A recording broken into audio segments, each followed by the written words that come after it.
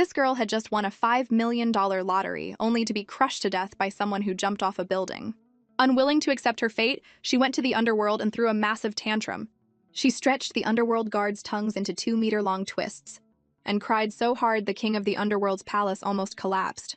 The old king had lived for ages, but had never met such a difficult girl. He was at his wits' end and quickly arranged for her to be reincarnated as a princess in her next life, destined to enjoy a life of immense wealth and luxury. The girl was overjoyed and immediately asked, "Will I have a mom and dad, brothers and sisters? Will everyone love me?" The old king gave an awkward smile and said, "Yes, yes, you'll have everything you want." He just wanted to get this little troublemaker out of his sight. So he threw out the Book of Fate and yelled, "Unjust Soul 99, hurry up and get reincarnated." But when the girl opened her eyes, oh my God, she was in the cold palace. Her brother was locked up in a dark cell, her mother was powerless to protect herself, and her grandparents had been exiled for treason. Was this some kind of super tragic starter pack? And just 0.01 seconds after becoming a princess, she was forced to disguise herself as a boy and live as a prince. "I hate you, old king of the underworld," Jojo seethed.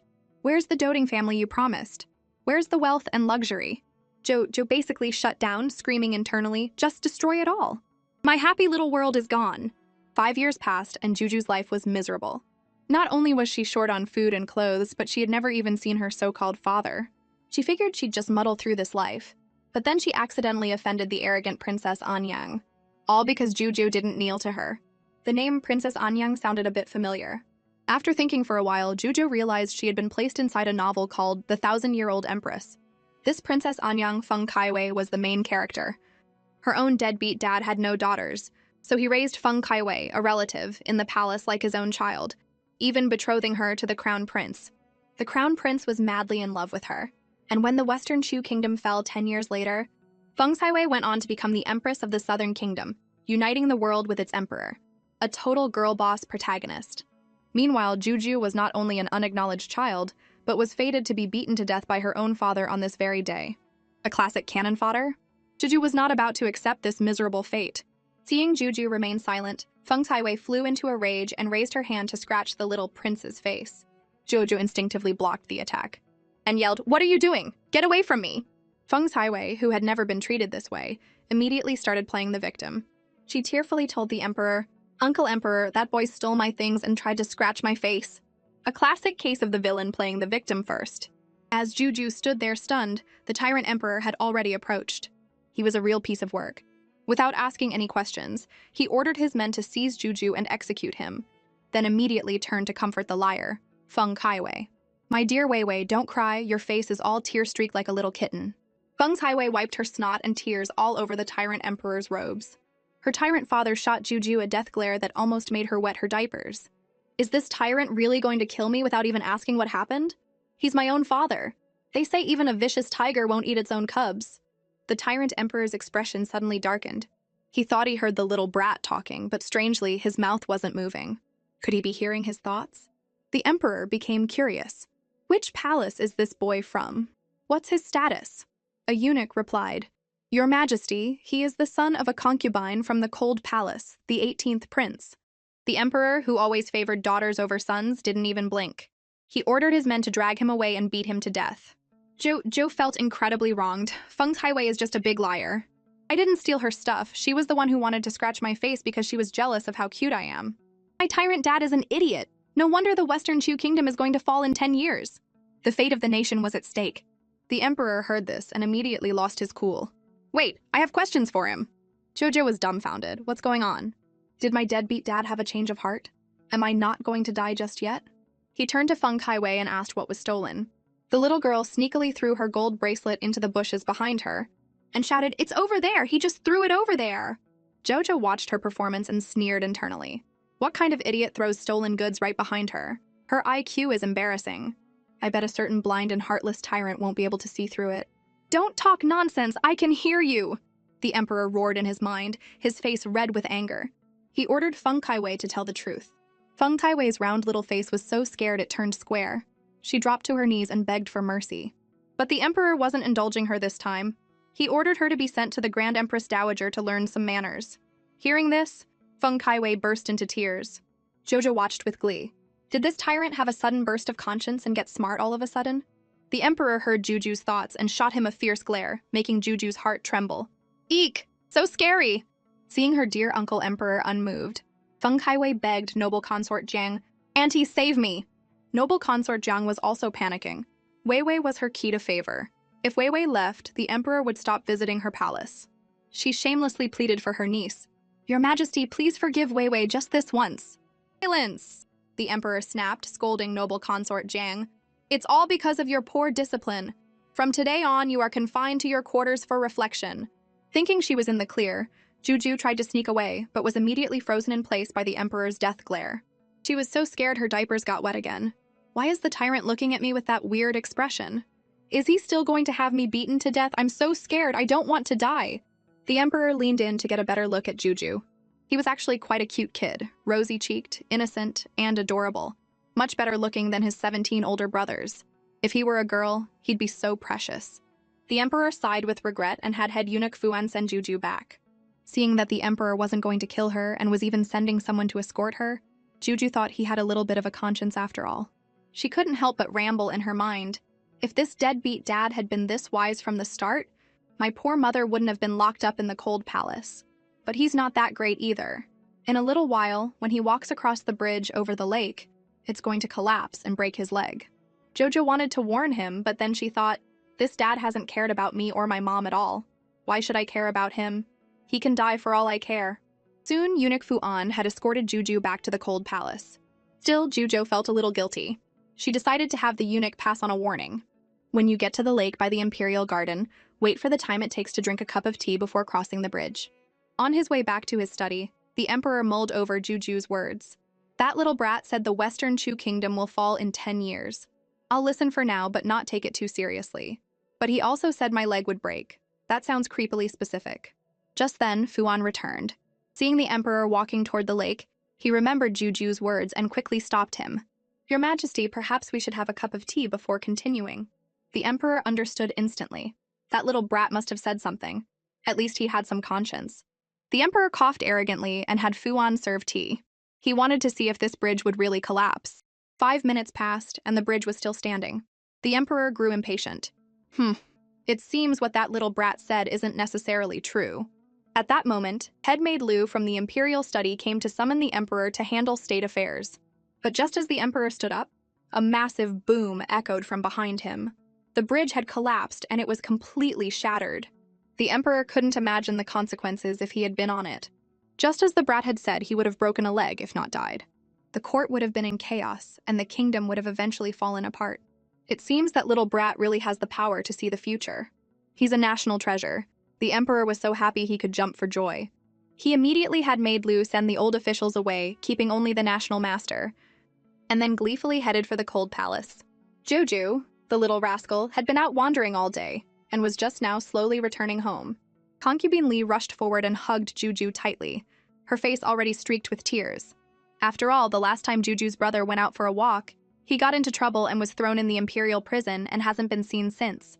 Now Juju was her only child left. Jojo reached out her chubby little hands and clumsily wiped her mother's tears, smiling innocently. When Jujo grows up, I'll take care of you and give you a good life. As for rescuing Big Brother, the time just isn't right yet. Concubine Li caressed Juju's head, moved. Mommy doesn't care about a good life. I just want you to be safe and sound. Looking at her kind and beautiful mother, Juju felt even more indignant on her behalf. My deadbeat dad must be blind to have overlooked a woman like my mom. Ever since Juju was born, Concubine Li had been able to hear her thoughts. So the more mature Juju acted, the more her heart ached for her, carrying so many secrets at such a young age. Just then, a servant girl ran in, shouting, "This is bad! The emperor is here!" Concubine Li looked as if a great enemy had arrived. After being locked in the cold palace for 5 years, the emperor had never once visited. Something strange was definitely going on. Her first instinct was to have Juju hide, but Juju comforted her mother. "Don't worry, Mom. Maybe Father is here to take us out of here." Concubine Li sighed. That was probably just wishful thinking. Just as she thought this, the tyrant emperor strode in, his aura overwhelming. The moment he entered, he was stunned by how run down the cold palace was. He muttered to himself, "This is no place for a person to live." Concubine Li quickly hid Juju behind her and bowed tremblingly. Your servant greets the emperor. Long live the emperor." The emperor smiled at the woman before him. Compared to the gaudily dressed women in the palace, her simple, plain clothes gave her a unique charm. He took the initiative and held Concubine Lee's hand. No need for formalities. Please sit. A whole tea time passed, and the Emperor hadn't said a single word, but his mind was racing. Jojo saved my life, so she should be rewarded. But if I tell her I know and she gets upset and stops giving me predictions, what will I do? Just as Concubine Lee was about to break the awkward silence, the Emperor finally came up with a reason that would both keep Juju on his side and not hurt her feelings. He cleared his throat and said, "Concubine Lee, I plan to reopen the case of your alleged treason. Furthermore, you have done a great service by raising the 18th prince. You may move out of the cold palace." This sudden favor left Concubine Lee stunned and overjoyed. "This servant thanks his majesty for his grace." Jojo looked at the Emperor and grumbled in her mind, "My deadbeat dad has finally seen the light. Keep it up, and maybe I'll even start to like you." The arrogant Emperor scoffed internally. He didn't care about Juju's affection. His coldness made Juju feel even more wronged. Of course he doesn't care if I like him. What was I even thinking? Hearing this, the Emperor suddenly felt a pang of guilt. Just then, Fu An rushed forward. "Your Majesty, they're calling for you from the Imperial study again. They say it's urgent." The Emperor immediately stood up and with a wave of his hand, granted Concubine Lee and Juju the Autumn Water residence, the best location in the palace. He even ordered Fu An to personally help them move. Joju's eyes darted around as if she'd thought of something. My deadbeat dad is going to discuss the war on the front lines. In this next battle, the Western Chu Kingdom is not only going to be utterly defeated, but will also lose 30,000 soldiers. The losses will be devastating. They'll have to give up land and pay reparations. It's going to be a total disaster. Hearing this, the Emperor, who was about to leave, stopped in his tracks. Fu An gently reminded him, "Your Majesty, we're in a hurry." The Emperor shamelessly sat back down. "I'm a bit thirsty. I'll have another cup of tea before I go." He pricked up his ears, desperate to know the reason for the defeat. But Juju just looked confused. Is there something wrong with my deadbeat dad? Why is he looking at me with that weird expression again? "Mommy, I'm sleepy. I want to go to sleep." The Emperor was dumbfounded again. "Your father is facing a national crisis, practically smoking with anxiety, and you little brat, want to go to sleep?" But the Emperor wasn't giving up. Even after Juju fell asleep, he stayed by her side, staring at her intently. To hear Juju's thoughts, the Emperor went to the insane length of not letting her sleep. "You little brat! Wake up for me!" Her heartbroken mother risked her life to intervene. "Your Majesty, even if you don't like Juju, you can't torment her like this." The Emperor gave an awkward but polite smile and stubbornly claimed he just wanted to sleep next to Juju. Everyone else in the room gave him a "yeah, right" look. However, the Emperor obediently picked up the drooling Juju and dismissed everyone else. As soon as Juju was asleep, the Emperor started trying to get information out of her. "Juju, our Western Chu is about to lose a battle. What should we do?" She grumbled internally. "It's because that spy from the Southern Kingdom leaked our military plans." Wei Ping faked a pregnancy so she could constantly go to my deadbeat dad's study and steal military intelligence, which led to the defeat. If my dad fed her some fake intelligence for her to steal, Western Chu could turn the tables and win a huge victory against the Southern Kingdom. Her dad felt the sting of Juju's tiny fist. He was so moved he shed a tear. What did I ever do to deserve such a brilliant child? The Emperor was in a fantastic mood. He couldn't resist planting a loud "mwah" on Juju's cute little cheek before gleefully leaving. With the big fly gone, Juju could finally get some sleep. The next day, Fu An came as ordered to help Concubine Lee and Juju move. Concubine Lee asked to bring Nanny Gui with them to the Autumn Water residence. Now that Concubine Lee was in the Emperor's favor, Fu An naturally agreed to everything. The happiest of all was Juju, because in her 5 years in the Cold Palace, besides her mother, Nanny Gui had been the kindest to her. The three of them held hands and left the Cold Palace to start their new life, leaving the other palace maids to watch with envy and jealousy. 7 days later, the Emperor in his study received a report of victory from the front lines. He was relieved he had listened to Juju. After fighting the Southern Kingdom for so many years, this was the first time they had won so decisively. Then, more good news came from the front. The Southern Kingdom was sending envoys for peace talks. "Your Majesty is brilliant!" The military officials hadn't even finished their flattery before the Emperor was eager to head to the Autumn Water residence, only to be stopped by the National Master, who said he had something urgent to discuss. The Emperor had no choice but to listen. The National Master opened his mouth and said, "I am going to die." The Emperor was stunned. "Nonsense, that's bad luck, say something else." The National Master only wanted to give the Emperor some final advice. "I have been observing the stars and discovered that the Western Chu Kingdom will face a devastating crisis in 10 years. But there is a solution. That person is the 18th prince. No matter what happens, I implore your majesty to always trust the 18th prince and ensure his safety. The emperor took this to heart and nodded. I will remember. He hesitated for a moment before asking the national master one last question. Is it true that I am fated to have no daughters? The national master didn't answer, only saying, Heaven's secrets must not be revealed. With that, he collapsed and died. The next day, news spread that the national master had passed away. The emperor didn't know if it was a natural death or divine punishment for revealing heavenly secrets. Lost in thought, he made his way to the Autumn Water residence to visit Concubine Li and Juju. His Majesty the Emperor has arrived. Concubine Li and Juju bowed in greeting. Jojo looked up and saw her dad's long face and wondered, didn't we just win a battle? Why does my dad look so unhappy? Did something else happen? Oh, right. The national master died. When he heard the words, the national master died, the emperor's eyes lit up. He grabbed Juju's small shoulders. The national master's death was so sudden. I wonder what the reason was. Jojo grumbled to herself. His time was up, obviously. Hearing this, the emperor was as happy as a kid in a candy store. He was so overjoyed that he kissed Juju 99 times. Jojo was completely stunned by the kisses. I was just kissed by an old man. Ugh, I'm not pure anymore. After being unexpectedly kissed by her dad, Juju felt like she could just die.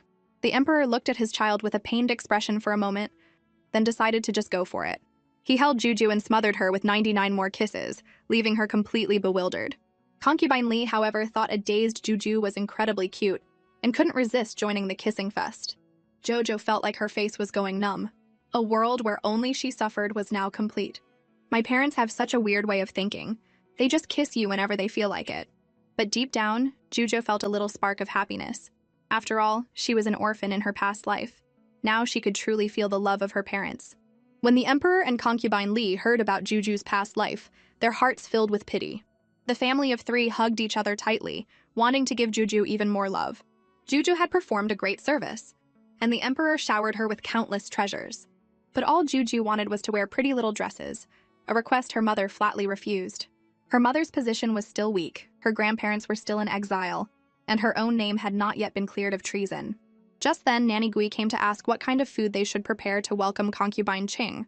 Juju immediately became alert.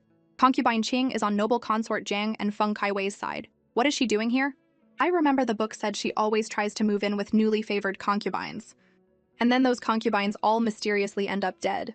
If she comes to the Autumn Water residence, my mom and I could end up dead too. Concubine Li heard Juju's thoughts and grew pensive. She then told Nanny Gui not to prepare any special food. Nanny Gui was confused as the concubine had just told her to prepare a lavish meal. Concubine Li gently stroked Juju's head, saying she now saw Concubine Qing's true, hypocritical colors. She ignored them when they were in trouble but came running to suck up now that they were favored. Nanny Gui breathed a sigh of relief, finally able to say what she had been holding back for years. I'm so glad your ladyship understands now. The next morning, as Concubine Qing set off for the Autumn Water residence, she confidently promised Feng Kaiwei she would complete her mission, stay at the Autumn Water residence, and get rid of Concubine Li and her child. Feng Kaiwei nodded in satisfaction, eagerly awaiting the results. In a flash, Concubine Qing arrived at the Autumn Water residence with a fake smile. Sister, I've come to see you. Concubine Li didn't even bother to get up, simply saying, Since you're here, sister, please come in and sit. This attitude truly surprised Concubine Qing. She had expected Concubine Li to hug her and cry. Anxiously, she entered and sat down. When she saw Juju, she smiled and reached out to hold her, scaring Juju so much her diapers nearly got wet. Mommy, save me! Concubine Li firmly grabbed Concubine Qing's wrist. The child is shy with strangers. She then had someone serve tea. As Concubine Qing drank her tea, she looked around the Autumn Water residence and said sarcastically, Your place is so magnificent, sister. Not like my shabby little green jade pavilion. Concubine Li was unfazed and told her to ask the Department of Household Affairs to repair it. Concubine Qing immediately started playing the victim, crying, Those dogs at the Department of Household Affairs only help those who are favored. They'll never help me. Concubine Li wasn't having it. She casually pointed to her sleeve. This shoe brocade is fine material. Are you sure they're ignoring you? Concubine Qing was once again speechless. Finally, she used the excuse that she missed Concubine Li after so many years apart and wanted to move in with her. Concubine Li mercilessly exposed her malicious intentions. Concubine Qing was flustered, made a few clumsy excuses, and tried to leave, hoping Concubine Li would ask her to stay. Instead, Concubine Li immediately told her to leave. Concubine Qing was so angry she could have ground her teeth to dust. With concubine Chingon and the crisis averted, Juju was overjoyed. Nanny Gui reported that the 10th and 11th princes were pacing outside, afraid to come in. Concubine Li coldly ordered them to be sent away. Jojo was puzzled. Why is mom so cold to these two brothers? They were the closest to my 13th brother. After he got into trouble, they tried their best to save him and even lost their own lives in the process. But mom never liked them, which is why they died full of guilt. Thinking of this, Jujo tugged on her mother's sleeve, begging her to let her brothers in. Concubine Li, having heard Juju's thoughts, was shocked. She never knew the 10th and 11th princes were so loyal and righteous. After years in the cold palace, she had learned the value of true friendship and nodded in agreement. When the two princes saw Concubine Li, they quickly bowed and promised to keep trying to find a way to save their 13th brother. Hiding behind her, Juju could see their anxiety and nervousness. They had planned to leave after paying their respects, but were shocked when Concubine Li invited them to sit for tea. This nearly scared the souls out of them, as they were used to being scolded by her. Sensing their panic, Concubine Li took their hands and formally apologized for misjudging them in the past. The sensible 10th prince quickly said, "It was us who were young and foolish, always angering your ladyship. It won't happen again." Seeing that her mother and two brothers had resolved their misunderstanding, Juju swaggered out to meet them. The moment she saw them, she gasped. She instantly became a huge fan of her two handsome older brothers. Juju was ecstatic. The two princes were surprised to find they could hear Juju's thoughts, but didn't say anything, worried people might think Juju was a monster. They had to protect her. The brothers hit it off immediately, both of them fighting to hug and kiss the adorable little Juju. Just as things were getting lively, the Tyrant Emperor appeared at the most inopportune moment, shattering the heartwarming scene. He even snatched Juju out of the 10th prince's arms. "10th prince, you look so pale. Did someone upset you? I'll stand up for you." "You're the one misinterpreting the situation, you tyrant. The one who's upsetting me is you," the 10th prince thought miserably. Fighting fire with fire, the 10th prince replied, "Your son just has an upset stomach from something I ate." The emperor immediately scolded him to go see a doctor, and while he was at it, sent the 11th prince away as well. The two didn't dare disobey and dejectedly left, though their hearts ached to stay with Juju. Jojo saw her brother's reluctance and tugged on her dad's sleeve. "Father, Jujo likes my brothers. Brother's stomach hurts because he's hungry. Jujo wants to eat with my brothers." The emperor readily agreed. The 10th and 11th princes were so moved they almost cried. But during the meal, they were so nervous they didn't dare touch their chopsticks. Juju guessed, "My brothers must be scared of my dad. I want to help them win his favor." The two brothers felt a wave of warmth knowing Juju's intentions. However, when Juju looked at her dad, she found him staring intently at her mom, his eyes looking anything but innocent. He looked like a hungry wolf. When Juju's thought came out, everyone almost spat out their food. Only the emperor felt wronged. "How am I a wolf for looking at my own wife?" "Father, eat more, and you won't stare at mommy like a creep." The emperor sighed. "Thanks a lot, you little brat." Just then, Fuan reported that the emperor's favorite, Princess Anyang, was kneeling outside begging for forgiveness. The emperor was unmoved. If she wants to kneel, let her. Suddenly it started to rain. Princess Anyang remained kneeling, her small body trembling and crying pitifully. Onlookers felt sorry for her. When Duke Duan and his wife heard their daughter had been kneeling in the palace for so long, they rushed in to persuade her to get up. But Feng's highway seemed glued to the ground, saying she wouldn't get up until her uncle emperor forgave her. Her words were full of arrogance and threat, terrified of losing her favor and wealth. A eunuch rushed to report to the emperor that Duke Duan and his wife wanted to take the royal family's only girl, Feng Kaiwei, home. The emperor's face darkened, but he said nothing, his mind whirring. It was Juju who muttered to herself, "It's obviously that bratty princess's own fault. Dad already sent someone to tell her to go back. Duke Duan and his wife are so clueless. Are they trying to manipulate the emperor?" The emperor glanced at Juju and gave a meaningful smile. "Heh, you little brat. You really understand me?" After a moment's thought, the emperor ordered the duke's family of 3 to be sent out of the palace, and from now on they were not to enter without a summons. It was a display of pure imperial authority, enough for the emperor to feel smug in front of Juju for a lifetime. Meanwhile, a eunuch swiftly ran out and announced the emperor's order in a high-pitched voice. "Send the duke's family out of the palace." The group kneeling in the rain was instantly panicked. They never expected their little drama to fail so spectacularly. Bing's highway did not want to leave the palace. Once she left, she would no longer be the high and mighty princess. She gritted her teeth and slammed her head against a nearby water basin used for growing lotuses, fainting on the spot. The eunuch ran back to report to the emperor. The emperor was furious.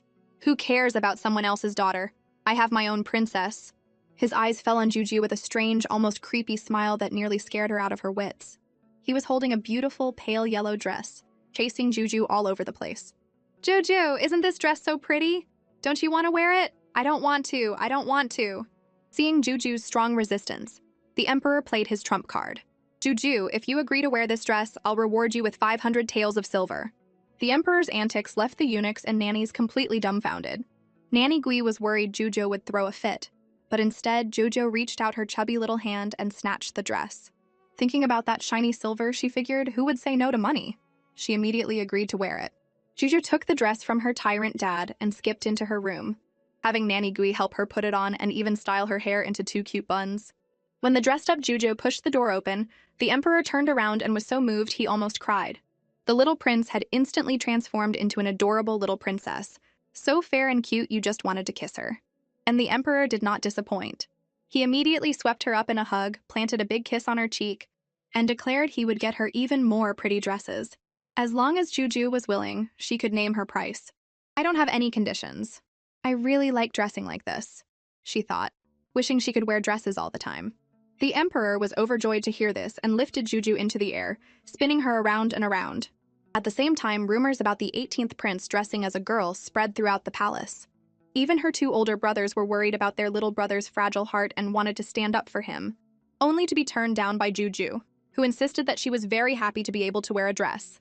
Just then, Juju remembered something important was going to happen the next day and told her 2 brothers to come find her then.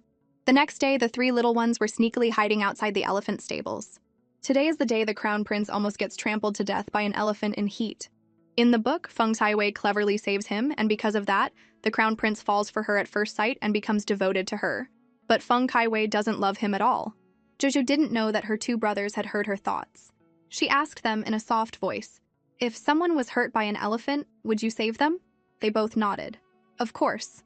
Just then, the crown prince's procession arrived and everyone stopped chatting to greet him. He was there to inspect the elephants to ensure everything was perfect for an upcoming ceremony, to bring honor to the Western Chu kingdom. But as he inspected the last elephant, the crown prince noticed something was wrong. The elephant tamer quickly warned him to stay back.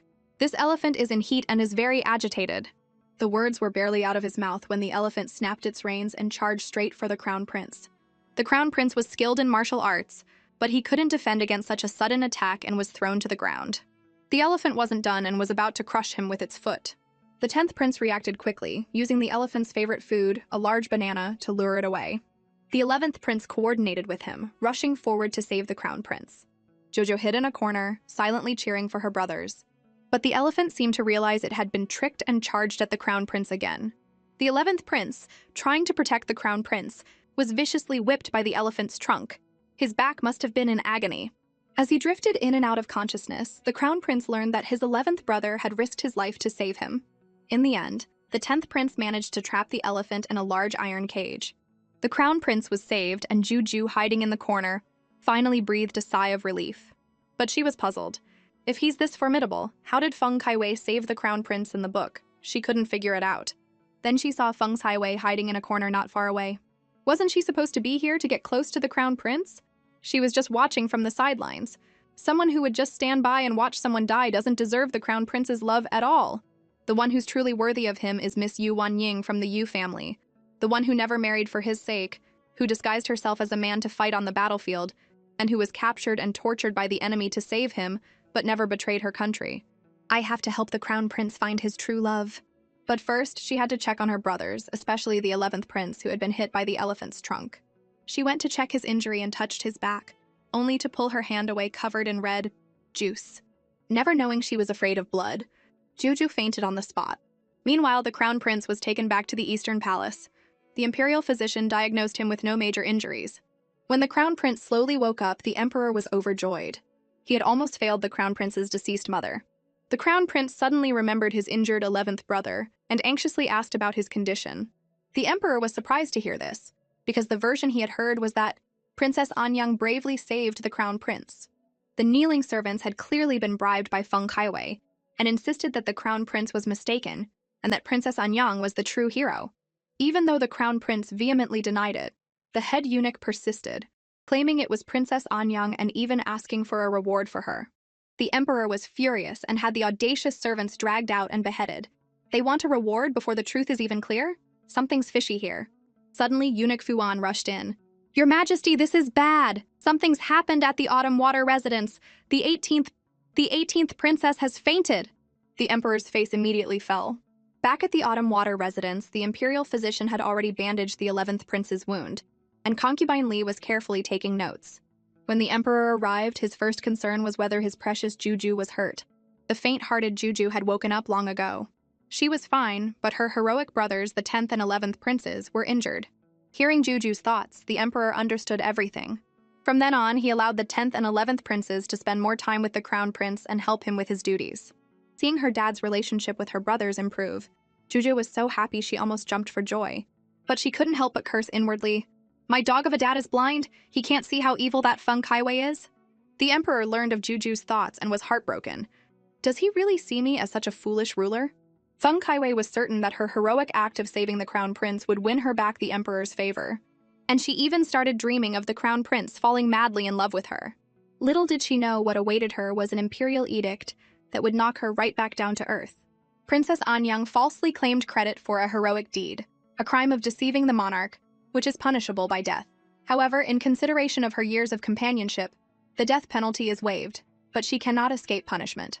Her title of Princess Anyang is hereby revoked, the betrothal is cancelled, and she is to be expelled from the palace. Feng Kaiwei was instantly stunned. The crown prince was on his way to the Autumn Water residence to thank his 3 younger siblings for saving his life. The courtyard of the Autumn Water residence was bustling with activity, with the 2 brothers chasing Juju, begging for kisses. No way, no way! Little Juju was exhausted. Her face was practically numb from all the kisses. After finally escaping her brother's affectionate pursuit, she ran headfirst into the crown prince's knee. Juju's adorable appearance instantly charmed the crown prince, and his handsome face, in turn, captivated her. She couldn't help but sigh internally. The crown prince is so handsome. The crown prince was shocked. Juju's little mouth hadn't moved, but he had heard her voice. The innocent-looking Juju asked, "What's wrong, crown prince?" After confirming it was Juju's thoughts he had heard, the crown prince tried to calm himself, silently chanting, "What exists is reasonable." Jojo in a dress was just too cute. The crown prince couldn't resist wanting a hug. 18th brother, let your big brother hug you. No hugs. You're injured, crown prince. After a pause, she added, besides, I'm not the 18th brother. I'm the 18th sister. Whoa! Out of the mouths of babes, the crown prince quickly covered Juju's mouth. It's all father's fault for making my perfectly fine brother dress as a girl. Now he's confused about his own gender. The crown prince earnestly tried to brainwash Juju. 18th brother, you must remember, you are a proud and proper boy. Juju felt wronged. Nobody believes me when I tell the truth these days. Afterward, the crown prince thanked his brothers for saving his life and even swore an oath to the heavens. In the future, I will protect you with my life. If I break this vow, may I be struck by lightning. At this moment, Juju thought of how such a noble crown prince was dragged down by the wicked Feng Kaiwei in the book, never marrying the Yu family's young lady who loved him so deeply. It was such a pity. Hearing this, the crown prince was so shocked his jaw nearly hit the floor. The other 2, who were also listening in, had the same shocked expression. At noon, the emperor came to the Autumn Water residence for a free meal just to see the adorable Juju. He also informed concubine Li that the Grand Empress Dowager, the Empress, and concubine Shu would be returning to the palace tomorrow. Jojo was stunned. Concubine Shu? My dad's favorite concubine? She's the one who framed my mom for treason. The villain is about to make her entrance. I wonder if my dad will punish her. Juju's big, beautiful eyes widened as she stared at her dad. Her dad, feeling guilty, quickly changed the subject. Juju, is the food not to your liking? Thinking about how her mother and brother's names hadn't been cleared yet, Juju's heart ached. The braised pork in front of her suddenly lost its appeal. Seeing Juju on the verge of tears, her dad immediately offered to take her to the imperial garden to catch butterflies. Hearing this, Juju was so happy she almost jumped for joy. Her dad patted her head dotingly, thinking to himself that she was, after all, just a 5-year-old kid. The father and daughter arrived at the imperial garden. Juju ran ahead while her dad chased after her, a picture of harmony and warmth. But the harmony lasted all of 1 second. In a corner of the garden, 2 reckless palace servants were gossiping, saying that once the Grand Empress Dowager returned, she would surely send concubine Li and the 18th prince back to the cold palace. And with concubine Shu back, the emperor would naturally forget all about them. Now, Juju was in no mood to play with her dad. She turned around and walked away without looking back. Her dumbfounded dad was dumbfounded again. The child he had just managed to cheer up had abandoned him just like that. In a fit of anger, the emperor ordered the two gossiping servants to be dragged out, their tongues cut off and fed to the dogs, and then beaten to death. The next morning, the emperor led the entire world to welcome the Grand Empress Dowager back to the palace. Because of the gossip in the garden yesterday, Juju's heart was pounding, afraid her imperial grandmother wouldn't like her and her mom. Concubine Li quickly reassured her, saying the Grand Empress Dowager was very kind, and had been the one who saved her life back then against all odds. The emperor turned and saw Juju's anxious face and also comforted her. Juju is so cute, your imperial grandmother will definitely love you when she sees you. That's great! Juju was so happy she almost jumped for joy. Just then, the Grand Empress Dowager, along with the Empress and concubine Shu, arrived in a grand procession. Juju panicked. The Grand Empress Dowager's face was dark and she didn't look very happy. It seems a lot has happened while I was away from the palace. The emperor heard this and quickly stepped forward to chat with his mother, not forgetting to introduce the adorable Juju. I'm the one who had Juju dress as a girl. If you want to blame someone, blame me. Concubine Li and Juju are innocent. The Grand Empress Dowager glanced at Juju. Jo was so scared her diapers nearly got wet. This imperial grandmother is so fierce, I'm scared. The Grand Empress Dowager frowned. Am I really that scary? The next second, she was so shocked her dentures almost flew out as she realized she could hear Juju's thoughts. She tried to compose herself and gave an awkward smile. She wasn't planning on blaming anyone. She just wanted to cuddle the cute child. Then, the Grand Empress Dowager smiled, squatted down, and reached out her hands to hug the soft and cute little Juju. Jojo cautiously reached back. The adorable little Juju instantly captured the Grand Empress Dowager's heart. With her sharp eyes, she could tell at a glance that Juju was a beautiful little princess. She was overjoyed holding Juju and immediately gifted her 2 large gold bracelets. The little money lover's eyes sparkled. She declared that her imperial grandmother was her favorite person ever. The last time she had that expression was when the emperor had given her 500 taels of silver.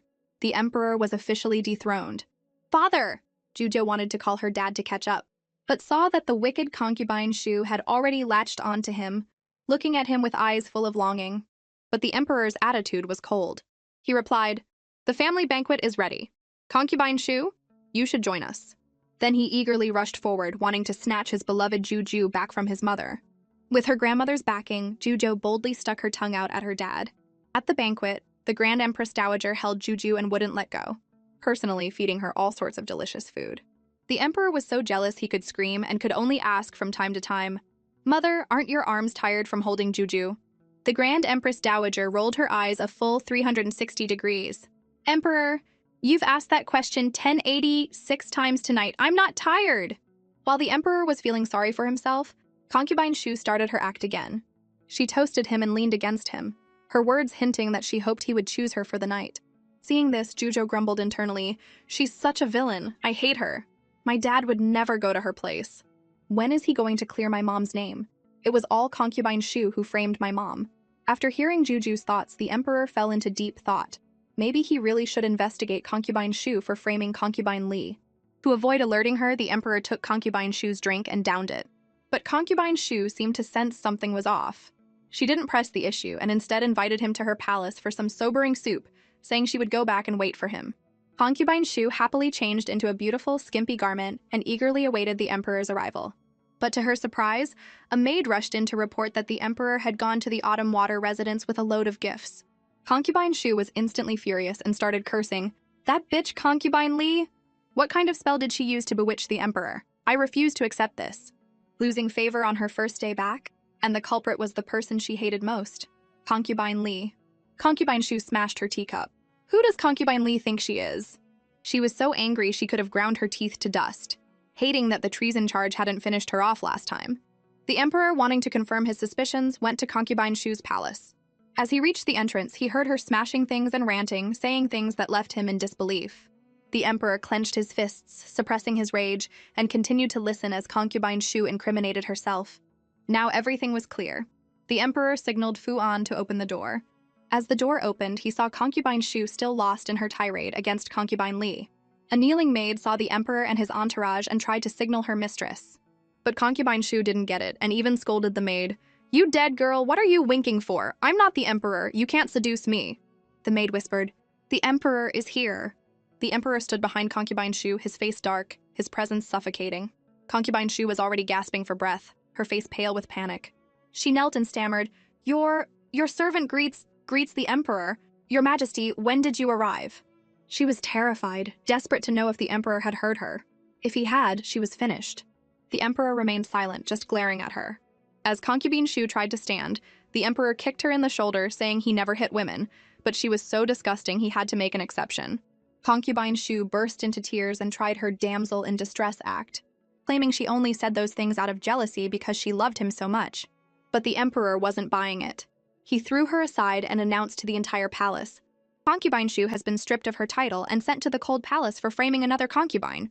The charge of treason against Concubine Li was baseless.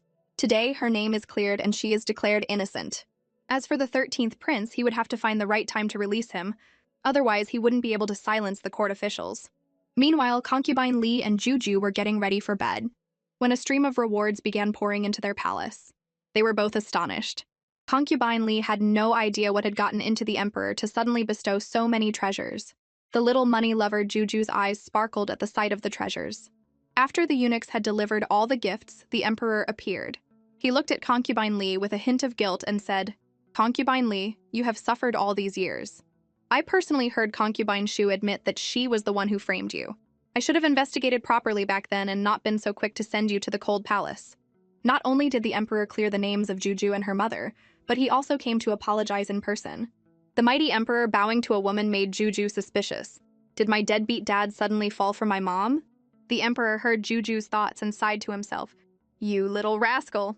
Concubine Li shook her head, thinking, this silly child, what does she know about love? Emperors don't have time for love. She then asked the emperor to go back to his own quarters to sleep. But the emperor wanted to stay at the Autumn Water residence, only to be politely rejected by Concubine Li. The emperor's face fell like a sad puppy's. All right then, I'll wait until you're ready. I'll go back to sleep. Jojo, you're coming with me. He then picked up Juju and strode out with an air of undeniable authority. Concubine Li was left completely stunned. Juju cursed internally. My dad is so despicable. He can't have my mom, so he's taking me hostage. Juju, at such a young age, was carrying so much. She felt wronged, while the daughter-obsessed emperor was amused by her interesting thoughts. One day, Juju woke up, rubbing her sleepy eyes. The emperor announced he was taking her to the morning court session. Joju's heart skipped a beat. She thought she was hallucinating. The next thing she knew, the emperor had lifted her out of bed and was marching her to court. He couldn't wait to tell everyone he had a precious daughter. His daughter was the cutest, most adorable daughter in the world. When the court officials saw the fairy like Juju, they all started showering her with compliments. Looks really were everything. Court was peaceful until a prisoner in chains was brought in. It was General Zhou Ye. The Western Chu has repeatedly lost battles against the Southern Kingdom. An incompetent general has cost the lives of 3 armies. What is your crime? The emperor thundered, intending to execute the general. Zhou didn't want to see General Zhou die. After all, he was a brilliant general. His failures weren't his fault. It was because of the spy Wei Ping's interference, and because he had been cursed and was being controlled by someone. General Zhou was a tragic figure. His 3 sons and 1 daughter had all died on the battlefield. When his wife was captured by the enemy, to save her from dishonor, he had personally shot her with an arrow. Hearing Juju's thoughts, the emperor fell silent. He had known none of this. If Juju hadn't reminded him, he would have been in the dark forever. The emperor's face grew dark, but the officials thought he was angry at Zhou Ye for his repeated losses and treasonous intent, so they all advised the emperor to kill him. General Zhou was quickly pushed into the spotlight. Zhou fumed internally. These court officials are a bunch of jerks. Instead of helping my dad, they're egging him on to kill people. If General Zhou dies, it will break the hearts of all the military men in the kingdom, and the fall of Western Chu will be just around the corner. I really hope my dad has a clear head and understands General Zhou's loyalty and importance and doesn't kill him. Hearing Juju's thoughts, the emperor's mind was clear. He patted Juju's little knee, indicating he would handle it. He then ordered the prime minister and the head of the Grand Court of Revision to thoroughly investigate the reasons for Zhou Ye's defeat, and sent the head of the Imperial Hospital to treat him. But when Juju heard it was the head of the Imperial Hospital, she was unimpressed. That guy is a total hack. He only knows about women's health, he knows nothing about curses. The emperor took a deep breath and added, send the deputy head. The head still needs to look after the concubines in the harem. At this moment, Juju realized her dad was finally on the same page as her. She was so happy her eyes filled with adoration. In the end, she couldn't resist and gave her dad a big smooch on the cheek. Juju wasn't just the emperor's lucky star, she was the savior of the entire Western Chu kingdom. Relying on her thoughts, the emperor successfully rooted out another spy. In the imperial study, the emperor was overjoyed. General Zhou had been saved. Juju was also delighted, happily perched on the emperor's shoulder. Over the past few days, Juju had deeply felt the emperor's doting love, and she had grown bold enough to climb onto his head and playfully tie his hair into bows. It had to be said, Juju was quite good at tying bows. The underworld guards before, and now the emperor, had all fallen victim to her handiwork. Fu An, standing by, quickly tried to intervene. 18th Princess, this is damaging to the emperor's dignity. But the emperor loved it. No child had ever been so close to him before, and it made him feel the simple joy of being a father. After playing for a while, Juju suddenly remembered something and wondered, why did General Zhou suffer so much, yet no one knew about it? Logically, with something this big, even if the general didn't say anything, my dad should have known something, right? Did someone intentionally block the news from reaching my dad's ears, hoping to use my dad's hand to quietly get rid of this great hero? Hearing this, the emperor had a realization and became alert. Juju, you go back to your mother's place for now. Father will go investigate this, and I'll come see you when I'm done. Juju exclaimed, Father is mighty and powerful. Afterward, the emperor secretly went to the general's residence. He needed to hear the situation from Zhou Ye himself. Zhou Ye hesitated. Your Majesty, you might not believe me if I tell you. It might be better not to say anything. Whether I believe it or not is up to me. Speak. Only then did Zhou Ye speak. It was Tian Wengxin. He was the one who intercepted all reports about my family and military matters. Last year, during the war with the Southern Kingdom, our supplies were tampered with several times because of him. I suspect he is a spy for the Southern Kingdom. Another spy. The emperor was enraged. Zhou Ye thought his reaction meant he didn't believe him, since Chen Wengxin was seen by everyone as a loyal and dedicated official. Zhou Ye knelt and swore to find evidence to prove he was a spy. General Zhou, just rest and recover. I will find out the truth. Afterward, the emperor returned to the palace and sent out his secret agents to investigate. The agents did not disappoint, finding many secret letters between Tian Wengxin and the Southern Kingdom in his home. After reading them one by one, the emperor's hands trembled with fear. What a man, Tian Wengxin. He looked so loyal, but in reality, he had practically sold the entire Western Chu kingdom. The silver mine lost to the Southern Kingdom 2 years ago, the death of General Wen and 3,000 war horses last year, the burning of the grain supply at the beginning of this year, and the near death of General Zhou, Tian Wengxin was behind it all. With Wei Ping in the harem and Tian Wengxin in the court, how could Western Chu not fall? The fact that it had survived for 10 years was a mercy from the heavens. Thinking of this, the emperor was furious. He ordered Tian Wengxin's entire family to be executed, and his head, along with Wei Ping's, to be hung on the city gates as a warning to all. Juju is truly a great blessing for the entire Western Chu. If it weren't for her, the kingdom would have been sold, and I'd still be helping them count the money. The emperor calmed himself and asked Fu An, where is Juju now? Reporting to your majesty, the 18th princess is with the crown prince. The Southern Kingdom's envoys will be arriving soon for peace talks, and the crown prince is in charge of receiving them. The princess is there to join in the fun. At this moment, Juju was being held by the crown prince as they studied a guide, 108 Ways to Deal with Foreign Envoys. The densely packed words were making Juju sleepy. Zhaoer, light some refreshing incense. At the crown prince's call, Juju was instantly awake. Zhaoer? She's here with the crown prince? Why am I reacting so strongly? Is this Zhaoer a spy too? The crown prince never imagined that his personal maid could be a spy from the Southern Kingdom. She has such an innocent face, but she's a total snake. In the original story, when Western Chu was defeated, they received the Southern Kingdom's envoys. Zhaoer colluded with them, poisoned an envoy to fake his death, and blackmailed Western Chu out of 5 cities. Even though Western Chu won this time, Zhaoer will definitely still try to poison someone to frame us. Then this victory would be for nothing. No way, I can't let them get away with just giving up land and money. Thinking of this, Juju was fuming. The crown prince panicked when he learned of the plot. It was a 1,000-year-old rule that you don't kill envoys during wartime. If what Juju said was true, not only would their victory be pointless, but he might lose his position as crown prince. Worried that Zhaoer might have tampered with the incense, he sent her away. But he couldn't alert her, so he couldn't get rid of her just yet. To stop the Southern Kingdom's plot, the crown prince racked his brain for a solution, and actually thought of drinking the poison himself. His intelligence was truly touching. The thought of dying without an antidote, without having achieved anything, without getting married and having children, and without even meeting the Miss Yu Juju mentioned, filled him with regret. Just then, Juju's thoughts provided a much better solution. If we secretly get the antidote from the envoy, We can expose their scheme.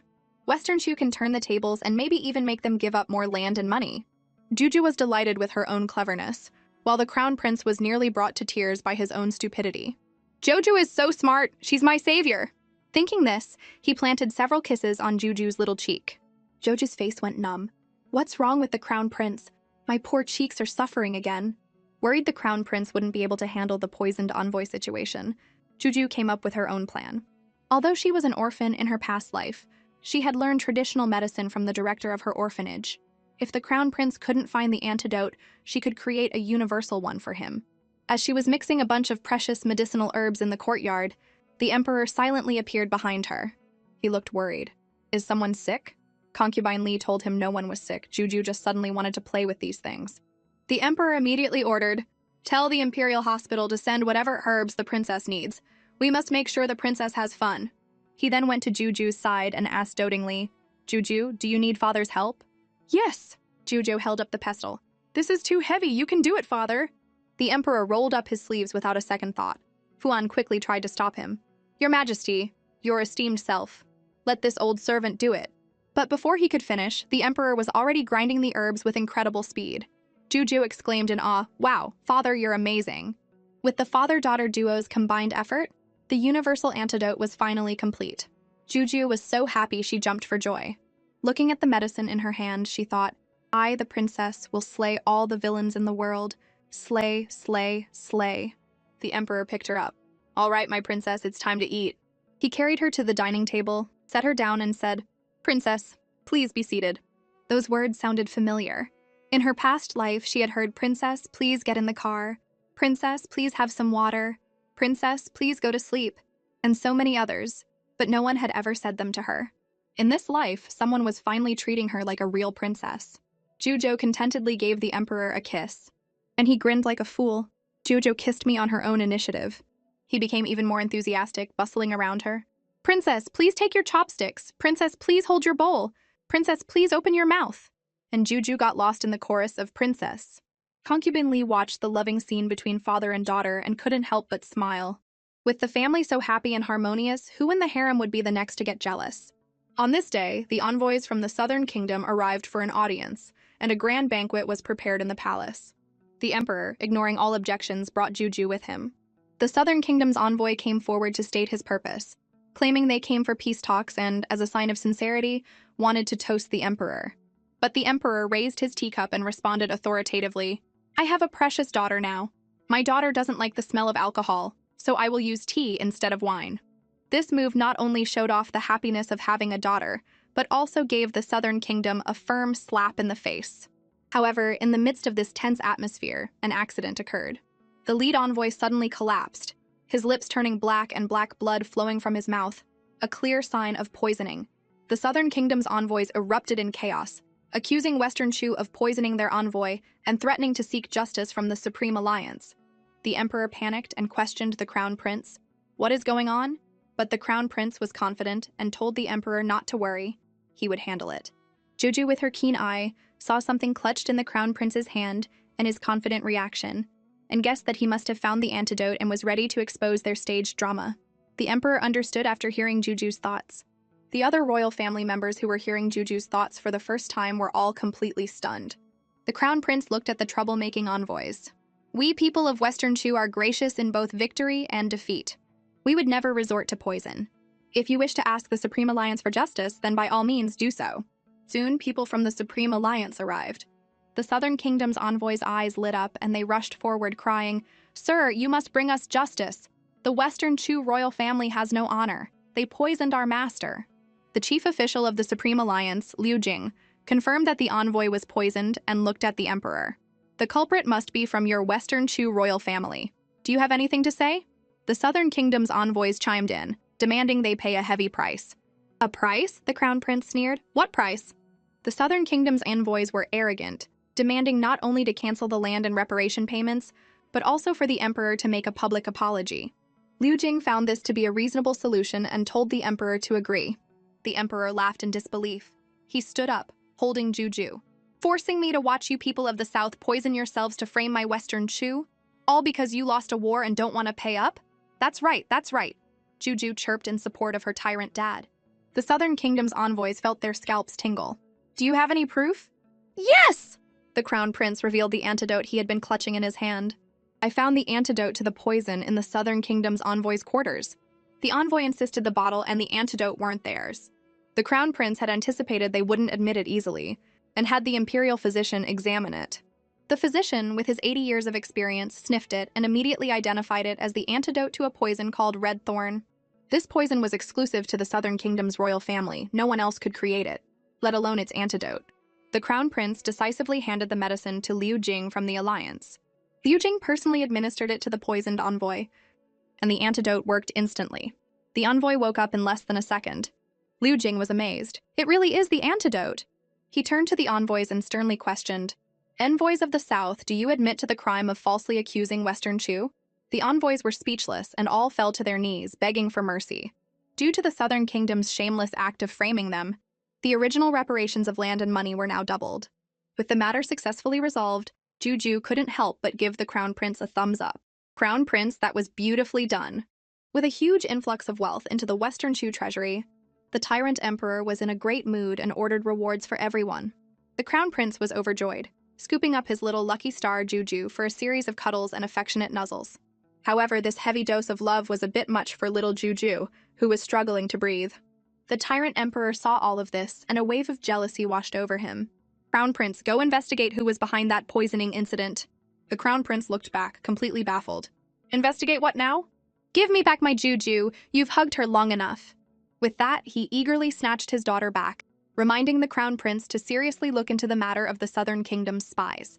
The Crown Prince had no choice but to obey. Having reclaimed his precious child, the Tyrant Emperor broke into a rare, doting smile.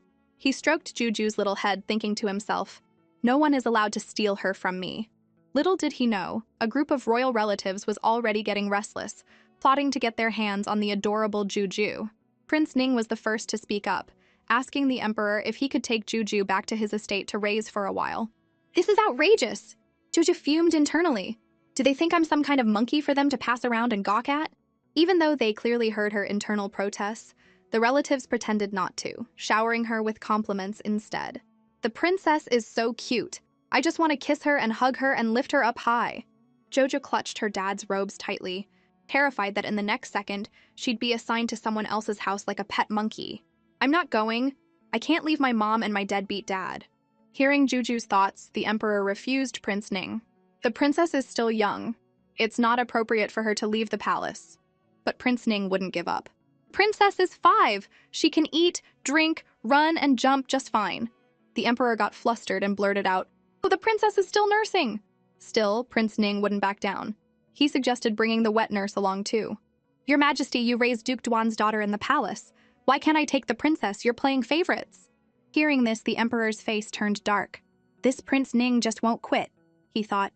"Prince Ning, you are out of line." Prince Ning shuddered and immediately dropped to his knees, begging for forgiveness. He pleaded with his dear brother to overlook his careless words, saying he only spoke out of his deep affection for the princess. The Emperor was silent for a long moment before finally saying, "You may rise." Seeing the tense atmosphere, the Grand Empress Dowager stepped in to smooth things over. With the Emperor angry and the Grand Empress Dowager speaking up, no one else dared to try and claim Juju, and the mood relaxed a little. That is, until the 80-year-old Prince Su spoke up, asking the Emperor for the priceless Eastern Pearl. The Eastern Pearl was an incredibly rare treasure, with only one appearing every few decades, specifically reserved for the Grand Empress Dowager's Phoenix crown. How dare Prince Su covet something belonging to the Grand Empress Dowager? The Grand Empress Dowager was not pleased. "What do you need the pearl for?" she asked. Prince Su stammered, not daring to tell the truth. But Juju knew. "It's for his 14-year-old concubine who just moved in." That concubine thinks she's all that just because she's young and pretty. She's so demanding, she probably wants this 80-year-old man to pluck the stars from the sky for her. He's going to throw his back out. The Grand Empress Dowager and the other royals who heard Juju's thoughts were so shocked their jaws nearly hit the floor. Even the Emperor couldn't help but cough. Prince Su heard her thoughts too, and though he was surprised, he was still determined. He started pulling the Respect Your Elders card, insisting on getting the pearl. Jojo clenched her little fists. "I hope my deadbeat dad doesn't agree. Otherwise, Imperial Grandmother will be humiliated, have a stroke from the anger, and who knows if she'll live or die." Hearing this, everyone was stunned. For the sake of the Grand Empress Dowager's health, They all stepped forward to urge the emperor to reconsider. Seeing this, Prince Su resorted to threats, declaring that if he didn't get the pearl, he would smash his head against a pillar and die right there.